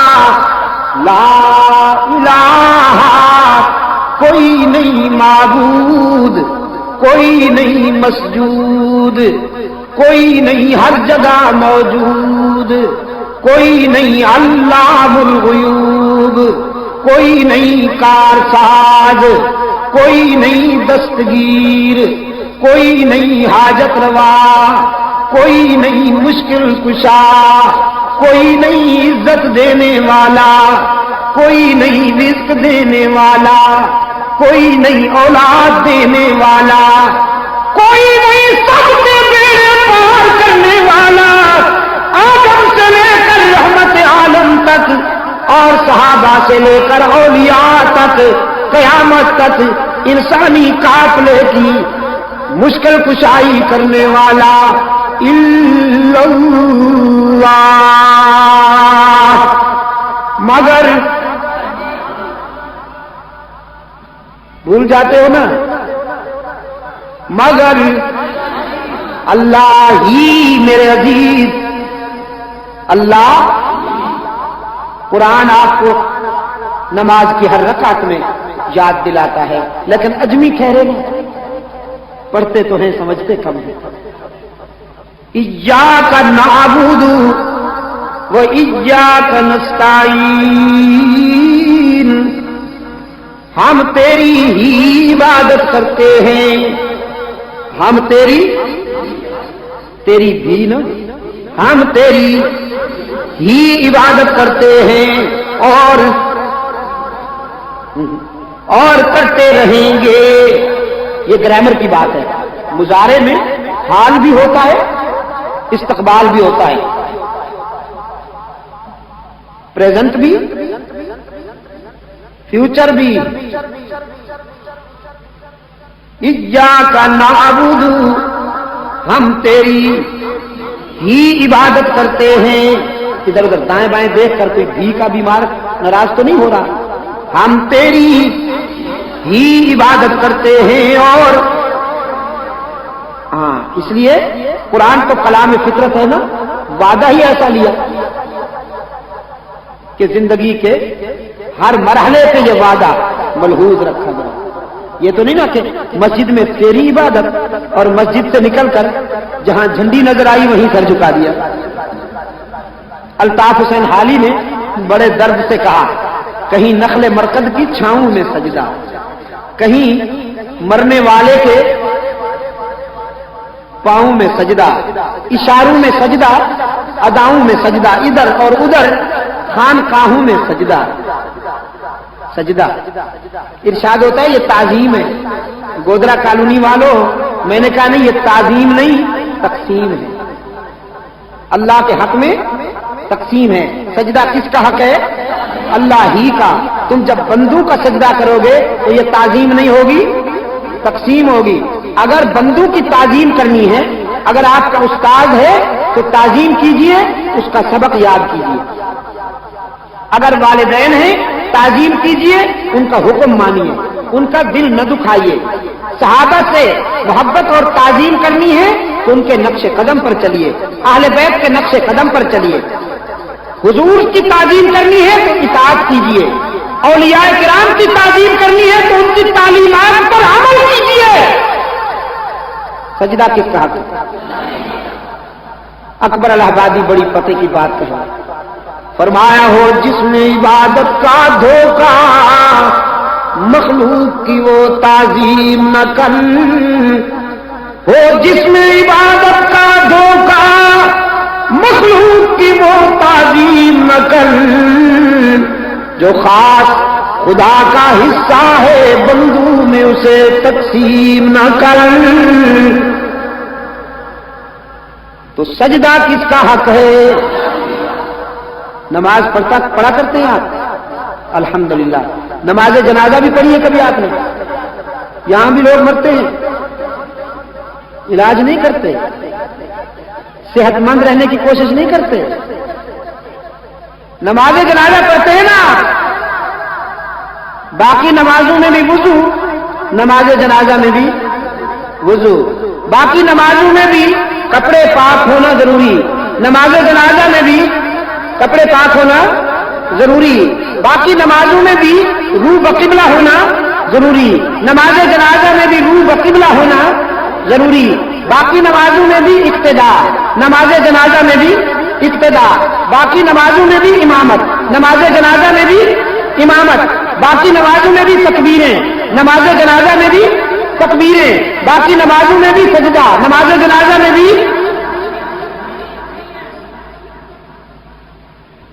نماز جنازہ میں سجدہ نہیں ہوتا۔ ماشاءاللہ، آپ تو مجھ سے بھی زیادہ پڑھے لکھے ہیں دوستو، آپ کو تو مجھ سے بھی زیادہ معلوم ہے دین کی باتیں، الحمدللہ۔ باقی نمازوں میں اگر سجدہ رہ جائے تو نماز نہیں ہوتی، نماز جنازہ میں اگر سجدہ ہو جائے تو نماز نہیں ہوتی۔ غور کیا کبھی آپ نے؟ ہے وہ بھی اللہ کی عبادت ہے، یہ بھی اللہ کی عبادت۔ وہاں سجدہ چھوٹ جائے تو نماز قبول نہیں، جہاں سجدہ ہو جائے تو عبادت قبول نہیں۔ اور کیا کبھی آپ نے؟ فلسفہ یہ ہے دوستو، جب آپ دوسری نمازیں پڑھتے ہیں تو آپ کے سامنے اللہ کے سوا کوئی نہیں ہوگا۔ حکم ہے نمازی کے آگے نہ گزرو کہ اس کا لنک ڈسٹرب ہوگا، اس کے رابطے میں خلل ہوگا، اس کے آگے گزرنا بھی نہیں چاہیے۔ آپ فرائض پڑھ رہے ہوں، واجبات پڑھ رہے ہوں، سنتیں پڑھ رہے ہوں یا مستحبات و نوافل پڑھ رہے ہوں، جب آپ باقی نمازیں پڑھتے ہیں تو آپ کے سامنے اللہ کے سوا کسی کا تصور نہیں ہوتا۔ لیکن جب آپ نماز جنازہ کے لیے کھڑے ہوتے ہیں تو بیٹے کے آگے باپ کی میت، رعایا کے آگے حاکم کی میت، مرید کے آگے شیخ کی میت، چھوٹے کے آگے بڑے کی میت، اولاد کے آگے والدین کی میت، شاگرد کے آگے استاد کی میت۔ یہاں اللہ نے فرمایا وضو بھی بناؤ، کپڑے بھی پاک پہن کر آؤ، نیت بھی کرو، قبلہ رخ ہو کر کھڑے ہو جاؤ، قیام بھی کرو، تکبیر بھی کہو، اقتدا بھی کرو، امامت بھی کرو، لیکن سجدہ نہیں کرنے دوں گا، اس لیے کہ اگر یہاں تم جھک جاؤ تو تمہارے آگے شیخ کی، استاد کی، باپ کی، حاکم کی میت پڑی ہوگی، سامنے سے کوئی یہودی گزرے، سامنے سے کوئی عیسائی گزرے، سامنے سے کوئی ہندو گزرے، کوئی غیر مسلم گزرے، وہ تمہیں میت کے آگے جھکا ہوا دیکھے تو کہیں خیال کرے کہ مسلمان اللہ کا سجدہ بھی کرتے ہیں، باپ کے سامنے بھی جھکتے ہیں، استاد کے سامنے بھی جھکتے ہیں، شیخ کے سامنے بھی جھکتے ہیں، اپنے حاکم کے آگے بھی جھکتے ہیں، زندگی میں نہیں جھکتے تو کم از کم موت کے بعد دفن کرنے سے پہلے اس کا سجدہ ضرور کر لیتے ہیں۔ تشبیہ آتی تھی تشبہ آتا تھا، رب العالمین نے فرمایا میں اپنی عبادت میں سے ایک اہم رکن بگڑا کر لوں گا، لیکن اپنے سجدے کے حق میں کسی بندے کی شرکت اور تشبیہ گوارا نہیں کروں گا۔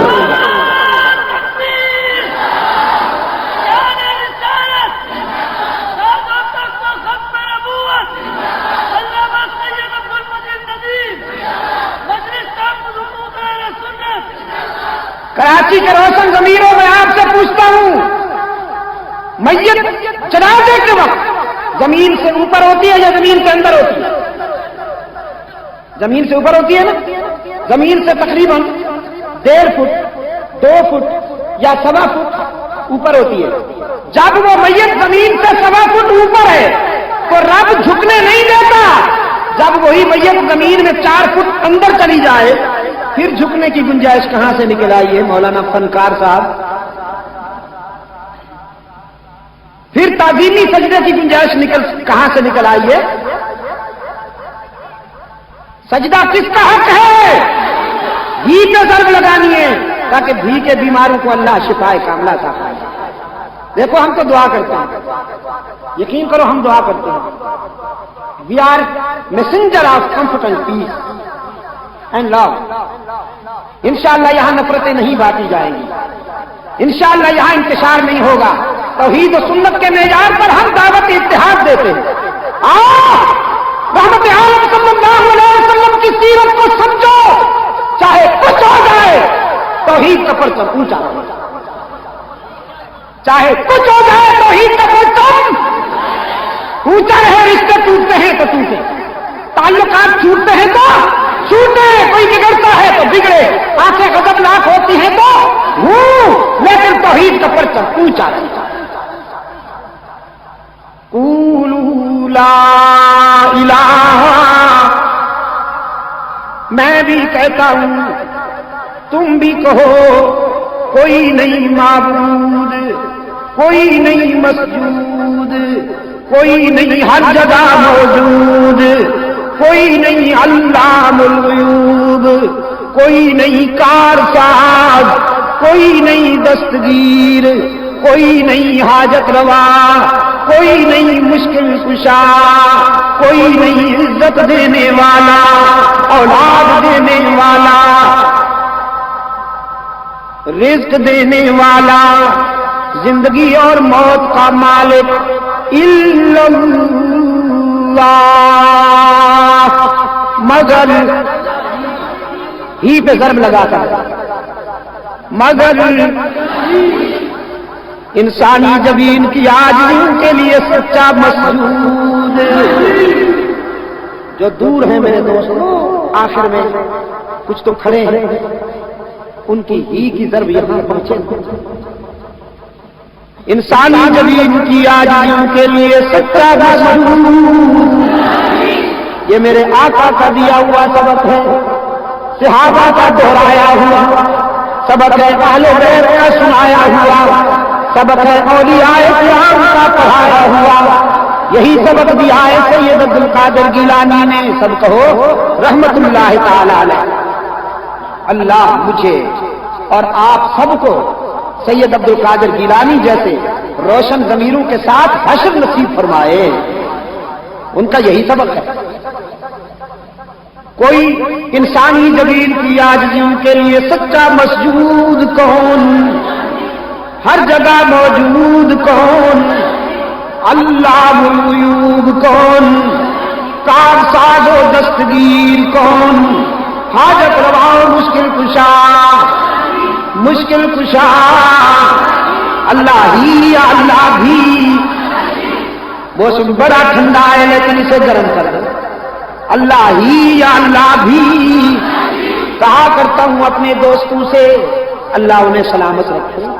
کبھی تنہائی میں اپنے ضمیر سے پوچھو نا مشکل کشا کون ہے، تو تمہارا ضمیر بھی کہے گا مشکل کشا وہی ہے جس پہ خود کبھی مشکل نہ آئی۔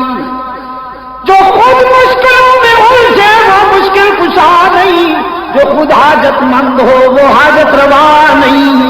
نبیوں پہ آزمائشیں آئیں کہ نہیں، رسولوں پہ آزمائشیں آئیں کہ نہیں، ولیوں پہ آزمائشیں آئیں کہ نہیں، سب سے پہلا نبی ابو البشر حضرت آدم امتحان کے مرحلے سے گزرتے ہوئے 10 بدعا ہیں.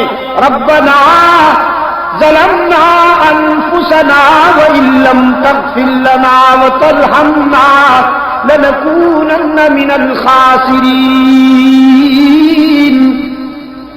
اے ہمارے رب، اگر تیرا لطف و کرم شامل حال نہ ہوا تو ہمارا سفینہ کبھی کنارے لگ سکتا ہی نہیں. آدم نے کسے پکارا؟ قرآن یاد دہانی کراتا ہے وَظَنُّونَ إِذْ ذَهَبَ مُغَاضِبًا فَظَنَّ أَن لَّن نَّقْدِرَ عَلَيْهِ فَنَادَىٰ فِي الظُّلُمَاتِ أَن لَّا إِلَٰهَ إِلَّا أَنتَ سُبْحَانَكَ إِنِّي كُنتُ مِنَ الظَّالِمِينَ.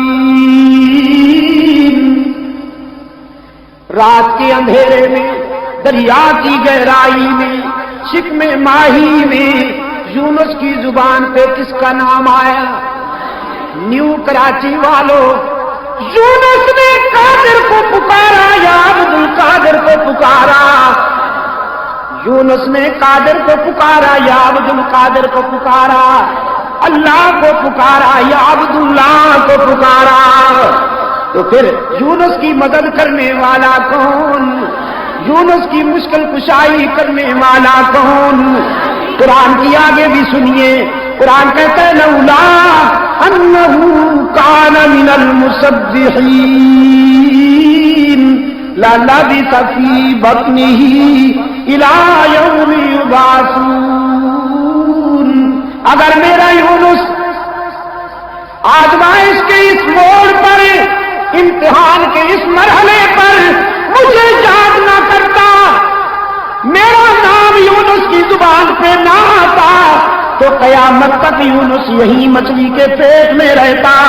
میرے سوا یونس کی دستگیری کرنے والا کوئی نہیں. رب العالمین فرماتے ہیں میں نے ہی یونس کی دستگیری کی، تو میرا اور آپ کا دستگیر کون؟ یونس پہ مشکل آئی، کسے پکارا؟ ابراہیم کی مشکل حل کرنے والا کون؟ یوسف کا مشکل کشا کون؟ کنویں میں جان بچانے والا، محل میں آن بچانے والا، مصر کے بازار میں بکنے والے کو وارے سے تخت و تاج بنانے والا، بچھڑے ہوئے یعقوب کو اپنے بیٹے سے ملانے والا. یعقوب نے کس کی نظریں مانی؟ یعقوب نے کس کی منتیں مانی؟ یا کسی قبر پہ لے گئے آٹا بکرا، لو جی لے ککر تو دے پتر.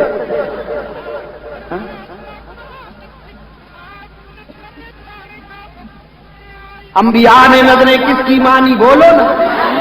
رسولوں نے نظریں کس کی مانی؟ حضرت مریم کی والدہ کہتی ہیں انی نذرت لک ما فی بطنی محررا فتقبل منی انک انت السمیع العلیم. مریم کہتی ہے انی نذرت للرحمن صوما فلن اکلم اليوم انسیا.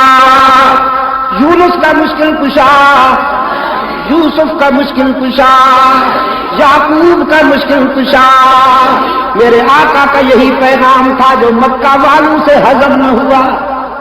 مکہ والوں سے ہضم اس لیے کہ انکم رکتی تھی، نذرانے رکتے تھے. وہ جو مرید قطار اندر قطار آتے ہیں اور نذرانے بے شمار لاتے ہیں. پیر صاحب کہتے ہیں میں آؤں تو کیا دے گا، تو آئے گا تو کیا لائے گا. ون وے چلتا. مرید آئے تو نذرانہ لے کے آئے، حضرت صاحب آئے تو نذرانہ تیار رکھے. آمدنی رکتی تھی نا، اس لیے سرکار دو عالم صلی اللہ علیہ وسلم کو دھمکیاں دی. کہنے لگے کمپرومائز کر لیں، کچھ کام کریں، حجرے میں بیٹھ جائیے، اللہ اللہ کیجیے، مسجد میں نہ جی.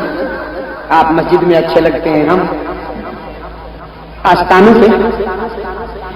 رب العالمین نے فرمایا قل فغير الله تأمروني أعبد أيها الجاهلون ولقد أوحي إليك وإلى الذين من قبلك لئن أشركت ليحبطن عملك ولتكونن میں بیٹھ جائیے، اللہ اللہ کیجیے مسجد میں نہ جی، آپ مسجد میں اچھے لگتے ہیں، ہم آستانوں پہ۔ رب العالمین نے فرمایا قل فغیر اللہ تأمرونی اعبد ایھا الجاہلون وَلَقَدْ أُوحِيَ إِلَيْكَ وَإِلَى الَّذِينَ مِن قَبْلِكَ لَئِنْ أَشْرَكْتَ لَيَحْبَطَنَّ عَمَلُكَ وَلَتَكُونَنَّ مِنَ الْخَاسِرِينَ۔ کہہ دیجئے میرے پیغمبر ان جاہلوں سے، تم نے مجھ سے یہ توقع کیسے کر لی کہ میں اللہ کے حقوق میں کسی بندے کو شریک ہوتا دیکھوں اور چپ رہوں؟ تمہاری دھمکیاں اور تمہاری ترہیب مجھے راستے سے نہیں ہٹا سکتی، میں تم سے کیوں ڈروں؟ ادھر سے مسلسل تنبیہ ہو رہی ہے لئن اشرکت لیحبطن عملک ولتکونن من الخاسرین۔ میرے معبود، اگر آپ نے بھی میرا معبود ہونے کے باوجود اگر آپ نے بھی میرے ساتھ کسی کو شریک برداشت کر لیا تو آپ بھی میری ناراضگی سے نہیں بچ پائیں گے۔ بل اللہ فاعبد وکن من الشاکرین۔ یہ بگڑتے ہیں تو بگڑیں، ان کے ترکش میں جتنے تیر ہیں چلائیں، جو کچھ کر سکتے ہیں کر گزریں۔ آپ میری عبادت کیجئے، آپ وفا کیجئے، میں جزا دوں گا۔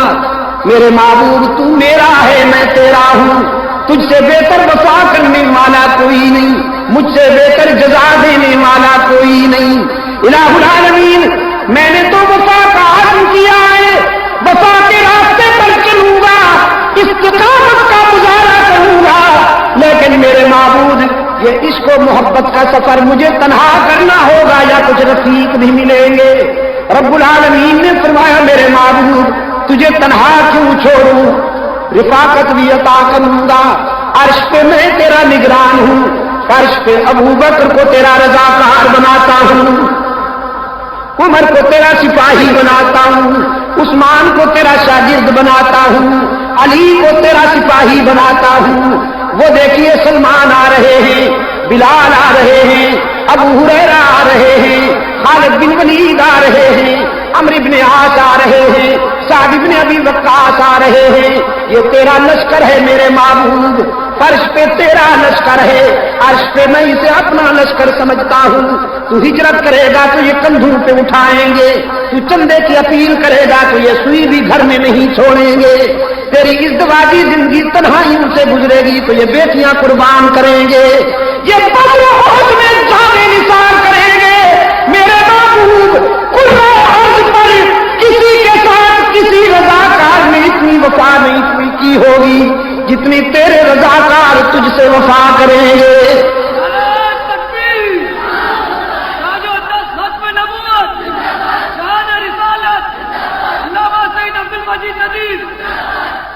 صحابہ کو میں تیرا سپاہی بنا رہا ہوں میرے معبود، یہ تیرا لشکر ہے، تیری تعلیمات کے عملی نمونے ہیں۔ تو دنیا کو سچائی کا سبق دے گا، ابو بکر صداقت کا تاج پہنے گا۔ تو دنیا کو عدالت کا سبق دے گا، عمر عدالت کا تاج پہنے گے۔ تیری تعلیمات کا عملی مظاہرہ کریں گے تیرے غلام۔ فاروق اعظم رضی اللہ تعالیٰ عنہ فرماتے ہیں مدینہ کے مضافات میں ایک خاتون رہتی تھی، آنکھوں سے معذور خاتون رہتی تھی۔ صدیق اکبر کی خلافت کا زمانہ تھا، سوچا معذور خاتون ہے، پتہ نہیں اس کے گھر کا کام کون کرتا ہوگا، چلے آئے۔ اس خاتون کے پاس آ کر کہنے لگے میں آپ کی خدمت کے لیے حاضر ہوا ہوں، آپ جو چاہیں مجھ سے کام لے سکتی ہیں. فرمایا تو جھاڑو پھیر دوں, حکم ہو تو پانی بھر کے لاؤں. وہ خاتون کہتی ہے بیٹا اللہ تجھے جزائے خیر دے, تجھ سے پہلے اللہ کا ایک بندہ آیا تھا, وہ جھاڑو بھی دے گیا ہے, پانی بھی بھر گیا ہے. اسلام یہ ہے دوستوں. فاروق اعظم فرماتے ہیں میں نے سوچا مجھے دیر ہو گئی, کل جلدی آؤں گا. نماز صبح پڑھتے ہی آ گئے. عرض کیا خاتون میں پھر حاضر ہوں. وہ خاتون کہنے لگی جزاک اللہ بیٹے, تیرے آنے سے پہلے اللہ کا ایک بندہ آیا ہے, وہ سارے کام کر گیا ہے. اگلے دن سوچا اس سے بھی پہلے آؤں گا. نماز تہجد کے وقت چلے آئے. اس خاتون کی خدمت میں آ کر کہنے لگے جھاڑو پھیر دوں, پانی بھر لاؤں. خاتون کہنے لگی بیٹا اللہ تجھے خوش رکھے, تیرے آنے سے پہلے ایک آدمی آ چکا ہے, وہ جھاڑو تو دے گیا ہے, پانی بھرنے کے لیے گیا ہوا ہے. فاروق اعظم فرماتے ہیں میں نے طے کر لیا آج نہیں چھوڑوں گا. مجھ سے پہلے آ جاتا ہے, دیکھو تو یہ ہے کیا. ایک کونے میں کھڑے ہو گئے. فرماتے ہیں رات کا وہ مسافر, وہ درد مند مسافر پانی کی بھاری مشق لیے ہوئے آ گیا. کمان کی طرح جھکا ہوا تھا مشق کے بوجھ میں, پانی کے مشکیزے کے بوجھ میں کمان کی طرح جھکا ہوا تھا, لیکن پہچان نہ سکے. فاروق اعظم فرماتے ہیں میں کوشش کے باوجود نہ پہچان سکا, اس لیے کہ چہرے پہ اس نے نقاب ڈال رکھی, رات کے باوجود نقاب ڈال رکھی. وہ آپ نے سنا ہے نا نیکی کر, اس کو کہتے ہیں. عصر حاضر کے حکمرانوں کی طرح نہیں کہ اگر کبھی نماز پڑھنی جائے تو پڑھنی پڑ جائے تو ٹی وی کیمرہ مینوں کو ساتھ کے ہمارا پوز خاص طرح کا لے کر پھر نشر کرو کہ حضرت تو بڑے نمازی.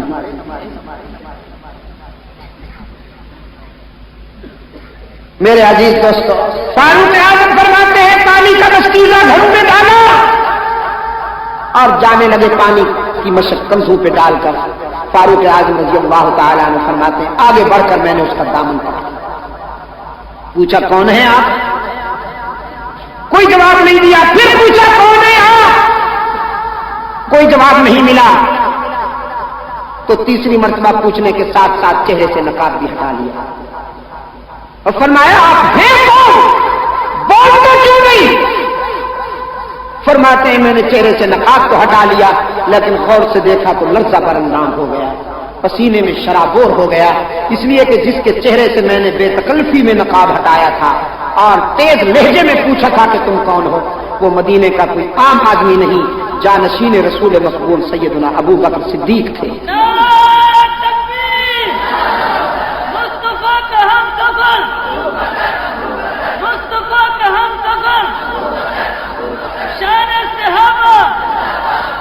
صحابہ کرام رضوان اللہ علیہ مجمعین میرے دوستو, رسول اللہ کی تعلیمات کے عملی شاہکار ہیں. اسلام کو کن کی سیرت و کردار کو سامنے رکھے بغیر سمجھا ہی نہیں جا سکتا. آج یا آئندہ جب کبھی اسلامی نظام کی کوئی بات کرتا ہے تو اسے صحابہ کے سیرت و کردار کو معیار بنانا ہوگا. قرآن و سنت کی وہی تشریحات قابل قبول ہوں گی جو دور خلافت راشدہ میں منظر عام پہ آئی ہیں, اس لیے کہ دور خلافت راشدہ جو ہے یہ در حقیقت دور رسالت کا تتمہ اور تکملہ. اسی دور میں قرآنی باتوں اور نبوی بشارتوں کی تکمیل ہوئی ہے. مجلس تحفظ حقوق اہل سنت و جماعت کا قید یہی ہے, ہمارا ہدف یہی ہے. ترجیحات تو بہت ہیں, لیکن ہماری سب سے اہم ترجیح یہ ہے کہ اس ملک میں نظام خلافت راشدہ کی روشنی میں قرآن و سنت کے دستور کا نفاذ کیا جائے. ہماری ترجیحات میں یہ بھی اہم ترجیح ہے کہ توحید میں شرک کی ملاوٹ نہ ہونے پائے. مجلس تحفظ حقوق اہل سنت کے پروگرام کا حرف اول پہلا نقطہ فرسٹ پوائنٹ, توحید میں شرک کی ملاوٹ نہ ہونے پائے, اس لیے کہ شرک ام الامراض ہے. جس معاشرے میں توحید ہوگی اس معاشرے میں اتحاد ہوگا, جس معاشرے میں شرک آئے گا اس معاشرے میں انتشار ہوگا. توحید وحدت کی بنیاد ہے، توحید وحدت کی بنیاد ہے، توحید سے وحدت فکر بھی پیدا ہوتی ہے، وحدت عمل بھی پیدا ہوتی ہے۔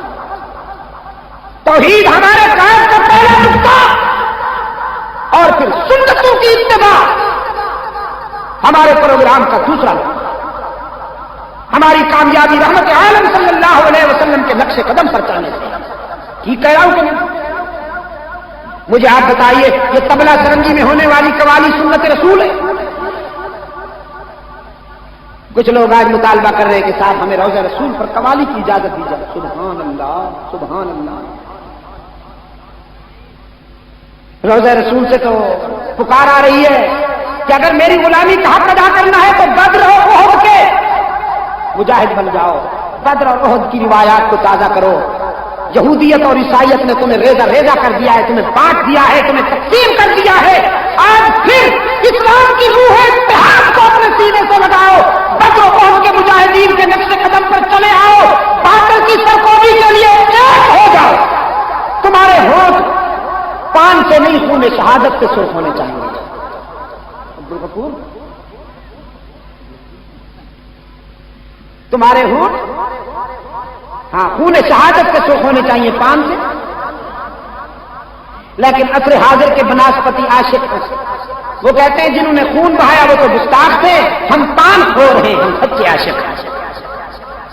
شاہ اسماعیل شہید جس نے اپنے خون کا ایک ایک قطرہ احقاق حق اور ابطال باطل کے پروگرام پر قربان کر دیا، اپنے مریدوں سمیت بالا کوٹ کے دامن میں جام شہادت نوش کر کے سو گئے، ان کو گستاخ ثابت کیا جا رہا ہے، اور قوم کے نذرانے پہ پڑنے والے یہ عشاق ہیں۔ میں نے کہا مدینہ کسوٹی ہے، کسوٹی پہ سچا اور کھوٹا سونا پرکھا جاتا ہے نا کسوٹی پہ۔ مدینہ طیبہ کسوٹی ہے، وہاں سچے خوش ہوتے ہیں اور جھوٹے پریشان ہوتے ہیں۔ آج دیکھیے مدینہ طیبہ میں داخلہ کس کا بنا، چونکہ انہوں نے کہا حرمین کے اماموں کے پیچھے نمازیں نہیں ہوتی۔ میرے عزیز دوستوں میں آپ سے پوچھتا ہوں، حرمین شریفین کے مسلح پر کوئی گمراہ کھڑا ہو سکتا؟ خدا کے لیے مجھے بتاؤ، خدا کے لیے مجھے بتاؤ، تم اپنی مسجد میں یہ گوارا نہیں کرتے ہو کہ کسی بد عقیدہ کو امام گوارا کر لو اپنی مسجد میں؟ خدا کیسے برداشت کرے گا کہ اس کے گھر میں کوئی بد عقیدہ کھڑا ہو جائے، اس کے نبی کی مسجد میں کوئی بد عقیدہ کھڑا ہو جائے؟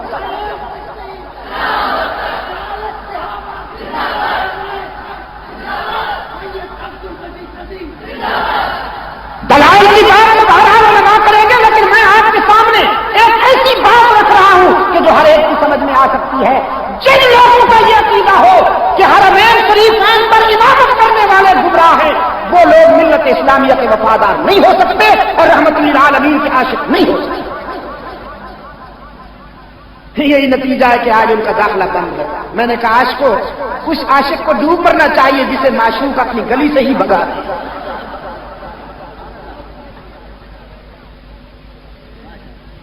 ہم سنتوں کی اتباع کو اپنی زندگی کی منزل سمجھتے ہیں۔ 11ویں سنت نہیں ہے، 11ویں اسلام کا تقاضا نہیں ہے، مولوی صاحب کا تقاضا ہے، پیٹ کا تقاضا۔ سید عبد القادر جیلانی رحمۃ اللہ علیہ نہیں چاہتے کہ تم میرے نام پہ ساری قوم کا دودھ پی جاؤ۔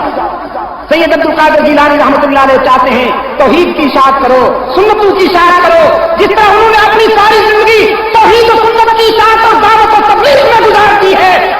سید عبد القادر جیلانی کے وہی عاشق ہے جو ان کے نقش قدم پر چلنے والے ہیں۔ تو مولوی صاحب کہتے ہیں نہیں یار پوری دین کا چھٹا رکن بنا دو، اور جاہلوں کو ڈراتا ہے مولوی 11ویں نہ دو گے تو تمہاری بھینسیں خشک ہو جائیں گی۔ لوگ ڈرتے ہیں بیچارے، کہتے ہیں نہیں ضرور دیں گے۔ عبد المجید ندیم بھی جہاں پہنچا ہے تو اس نے لوگوں سے کہا ہے بھینسیں خشک نہیں ہوں گی، مولوی خشک ہو جائے گا۔ بھینسیں تو اللہ کے فضل سے دودھ دیتی ہیں۔ یورپ میں نے دیکھا وہاں گائیں اتنا دودھ دیتی ہیں کہ آدمی حیران ہو جاتا ہے۔ میں نے لوگوں سے پوچھا یہ انگریز کسی کیا نہیں دیتے ہیں؟ ان کی گائے تو بہت دودھ دیتی ہیں۔ ڈھکوسلے چلا رکھے ہیں، ڈھکوسلے کہ صاحب ہم عاشق آئیے مل کر جلوس نکالے میلاد، حضور اکرم صلی اللہ علیہ وسلم کے میلاد کی خوشی تو سارے جہان کو۔ میں نے لفظ سارے جہان کا استعمال کیا ہے، مسلمان کا نہیں۔ خدا کی قسم آسمان کے ستاروں کو بھی خوشی ہے، دریاؤں، سمندروں، ندی نالوں، آبشاروں میں بہنے والے حشرات الماء کو بھی خوشی ہے، درختوں کے پتوں تک کو خوشی ہے، ریزگار کے ذروں کو بھی خوشی ہے، حضور کی ولادت پر تو کائنات ساری کی ساری خوش ہے۔ لیکن یہ خوشی بڑی انوکھی ہے جو جلیبی اور لڈو سے گزر کے جاتی ہے۔ جلوس نکلا ہوا ہے، ٹرک پہ بھی ہار، گھوڑا گاڑی پہ بھی ہار، اونٹ گاڑی پہ بھی ہار، اونٹ کے گلے میں بھی ہار، گھوڑے کے گلے میں بھی ہار، مولوی صاحب کے گلے میں بھی ہار، پتہ نہیں چلتا ان میں بڑا عاشق کون سا ہے۔ اور 12 ربیع الاول جو ہے حضور اکرم صلی اللہ علیہ وسلم کی وفات کی تاریخ، 12 ربیع الاول حضور کی وفات کی تاریخ ہے، امت کا اتفاق ہے۔ ولادت کی تاریخ پر اختلاف ہے، بعض علماء نے 7 ربیع الاول کہی ہے، بعض علماء نے 9 ربیع الاول کہی ہے، بعض علماء نے 13 ربیع الاول کہی ہے، اس لیے کہ ولادت باسعادت تو اسلام سے 40 سال پہلے ہوئی۔ حضور اکرم صلی اللہ علیہ وسلم کی وفات کی تاریخ پر امت کا اتفاق ہے کہ 12 ربیع الاول کو رحمت عالم صلی اللہ علیہ وسلم کی وفات۔ اس دن مدینہ میں آنسو، 12 ربیع الاول کو فاطمہ زہرا کی آنکھ میں ایک شعر فرمایا اس دن سیدہ فاطمہ زہرا، سب کو رضی اللہ تعالی عنہا وعن کل بنات النبی صلی اللہ علیہ وسلم، فرمایا صبت علی مصائب لو انہا، سیدہ فاطمہ فرماتی ہیں 12 ربیع الاول کی تاریخ کو، فرمایا صبت علی مصائب لو انہا صبت علی الایام سرنا لیالیا، ہائے 12 ربیع الاول کو میرے اوپر دکھوں کے اتنے پہاڑ ٹوٹے ہیں کہ اگر وہ دکھ دنوں پر تقسیم کیے جائیں تو راتوں میں بدل جائیں۔ 12 ربیع الاول کو میرے دل پر اتنے دکھ ٹوٹے ہیں کہ وہ دکھ اگر دنوں کی روشنی پہ ڈالے جائیں تو وہ راتوں میں تبدیل ہو جائیں۔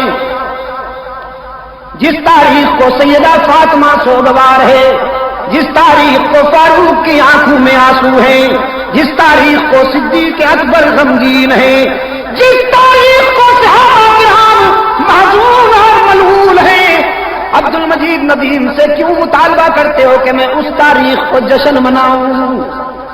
میرا ضمیر نہیں گوارا کرتا کہ میں حضور کی وفات کی تاریخ کے دن جشن مناؤں۔ تم مناتے ہو، حشر کے دن جواب بھی خود دو گے، لیکن یہ نہ کہنا ہمیں خبر نہ ہوئی، ہم اپنا فرض ادا کر کے تمہیں بتا رہے ہیں۔ آئیے اتحاد کریں، آج سب سے زیادہ ضرورت ہے اتحاد۔ آئیے اتحاد کریں، توحید و سنت، حب صحابہ، حب اہل بیت اور حب اولیاء کرام کے قدر مشترک پر آئیے اتحاد کریں۔ اللہ کی توحید پر اتحاد کریں، قرآن کی حجیت پر اتحاد کریں، حدیث کی عصمت پر اتحاد کریں، صحابہ کی عظمت پر اتحاد کریں، اہل بیت کی عزت پر اتحاد کریں، اولیاء کی کرامت پر اتحاد کریں، رسول کی اطاعت پر اتحاد کریں، اللہ کی وحدانیت پر اتحاد کریں۔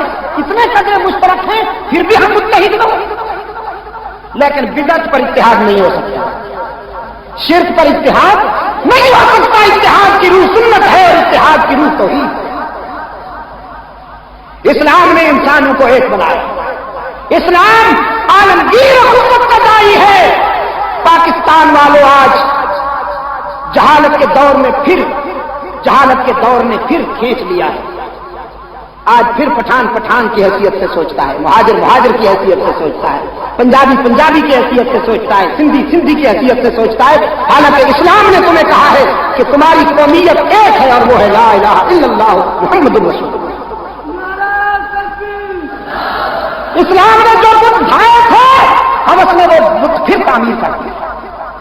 لیکن میں یہ بات ضرور کہوں گا کہ اگر تشکیل پاکستان کے بعد یہاں قرآن و سنت کا نظام نافذ کر دیا جاتا تو آج یہ حالات سامنے نہ آتی۔ 47 میں ہماری آبرو لوٹی گئی، 47 میں ہماری بچیوں کے سر سے دوپٹے چھینے گئے۔ امرتسر کا ریلوے اسٹیشن آج بھی گواہ ہے، جہاں پر مہاجرین کی ٹرینیں بھر کے آتی تھیں اور سکھ والدین کو ذبح کر کے لڑکیوں کو اٹھا کے لے جاتے تھے۔ وہ بات تو چلیے سمجھ میں آ جائے گی کہ دشمنوں نے ایسا کیا، لیکن آج جو ہماری بیٹیاں ذبح ہو رہی ہیں، ہمارے بچے ذبح ہو رہے ہیں، ہماری بیٹیوں کے سر سے چادریں چھینی جا رہی ہیں، جو لٹ رہا ہے وہ بھی مسلمان ہے، جو لوٹ رہا ہے وہ بھی مسلمان ہے، بتاؤ یہ اللہ کی ناراضگی نہیں ہے؟ کچھ لوگ لیکیاں چمکاتے ہیں، ہم پٹھان ہیں، ہم مہاجر ہیں، ہم پنجابی ہیں، ہم سندھی ہیں، اپنی لیکی کی تعمیر کر رہے ہیں، نفاق پیدا کر کے قوم کو لڑا کے۔ ہم اللہ سے پناہ مانگتے ہیں ایسے لوگوں سے، اللہ ہمیں ایسے لوگوں سے بچائے۔ ظلم کا خاتمہ اسلام کرتا ہے، ناانصافیوں کا خاتمہ اسلام کرتا ہے، یہ لیڈر نہیں کرتے، خدا کی قسم۔ بتا دینا چاہتا ہوں تمہیں مہاجر بھائیوں، پٹھان بھائیوں، سندھی بھائیوں، پنجابی بھائیوں، جس لیڈر کے پلے پڑو گے وہ تمہیں بیچ ڈالے گا۔ لوگوں نے صحابہ کی عظمت کے سودے کیے، یہ کون ہوتے ہیں؟ کیوں گودرا کالونی والوں ان کے دامن میں مت جاؤ، یہ تفریق کی آگ پھیلا رہے ہیں۔ آج میرے گھروں میں فوج کھڑی ہے، کیوں؟ میں منہ دکھانے سے قابل نہیں رہا ہوں پوری دنیا میں۔ آج پوری دنیا میرا تماشا دیکھ رہی ہے کہ یہ آپس میں لڑ رہے ہیں، ایک دوسرے کا خون بہا رہے ہیں۔ انہیں لیڈروں نے لڑایا، خدا نے غارت کرا، انہوں نے لڑایا صرف اپنا مال کھڑا کرنے کے لیے۔ سیاسی پارٹیوں میں جن کو جگہ نہیں ملی وہ ان فرقہ واریت کی بنیاد پر یا قومیت کی بنیاد پر یا لسانیت کی بنیاد پر طبقاتی بنیاد پر اپنی لیڈری کے جنون میں پوری قوم کو نفرت کی آگ میں پھینک رہے ہیں۔ اللہ ہمیں ان کے شر سے بچا دے۔ آج رحمت عالم صلی اللہ علیہ وسلم کی روح بے قرار ہے۔ تم کلمہ پڑھتے ہو پھر سوچتے ہو کہ ہم پٹھان ہیں، ہم مہاجر ہیں، ہم سندھی ہیں، ہم پنجابی ہیں، ہم بلوچ ہیں۔ اسلام عالمگیر حکومت کا دائی ہے۔ اسلام نے تو یہود و نصارہ کو دعوت دی ہے، تعالوا الی کلمۃ سواء بیننا و بینکم الا نعبد الا اللہ۔ تم آپس میں نہیں ہو سکتے ہو ایک دوسرے کے بھائی؟ سیرت خاتم الانبیاء کانفرنس کا یہ آخری پروگرام ہے، مجلس تحفظ حقوق اہل سنت و جماعت کے زیر اہتمام میرا پیغام یہی ہے آپ سب کو۔ مجلس تحفظ حقوق اہل سنت سے ہمدردی رکھنے والے میری جماعت کے تمام رضاکاروں کو میں یہ پیغام دیتا ہوں، خدا کے لیے اس نہج پہ مت سوچو کہ ہم مہاجر ہیں، ہم پٹھان ہیں، ہم پنجابی ہیں، ہم سندھی ہیں، صرف اس نہج پہ سوچو کہ ہم سب محمد عربی کے غلام ہیں۔ وعدہ کرو آج مجھ سے، تم بھی وعدہ کرو اور میرے اس درد کے مبلغ بن کر جاؤ، جہاں پہنچو میرا یہ پیغام پہنچاؤ۔ وعدہ کرتے ہاتھ اونچا کرو۔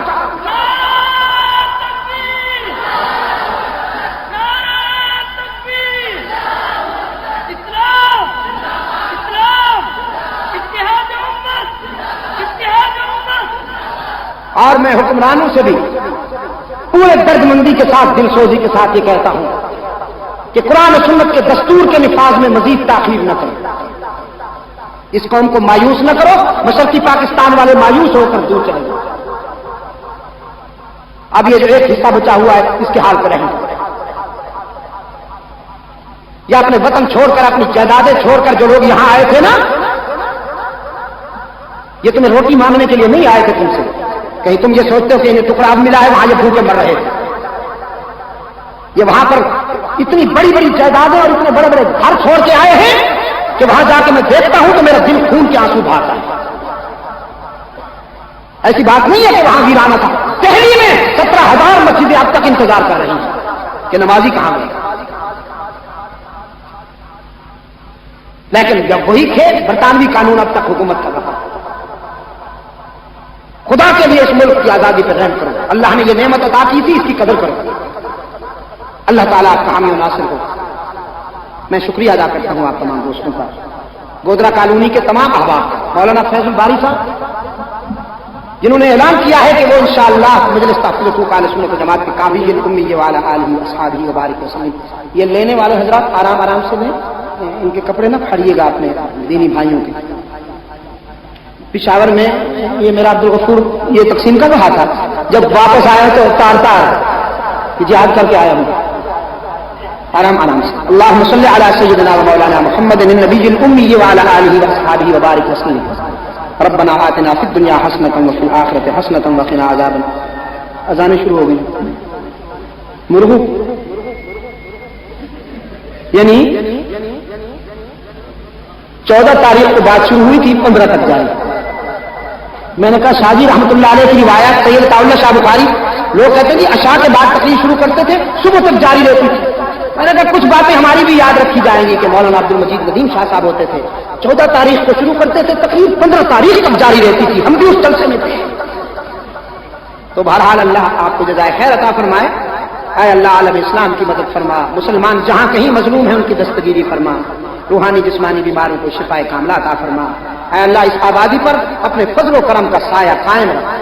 اے اللہ تمام مسلمانوں کو پورے کراچی کے مسلمانوں کو صوبہ سندھ صوبہ بلوچستان صوبہ سرحد صوبہ پنجاب کے مسلمانوں کو رحمت عالم صلی اللہ علیہ وسلم کی اطاعت و غلامی میں ایک بنا دے. اے اللہ ہم سب کو ایک بنا دے.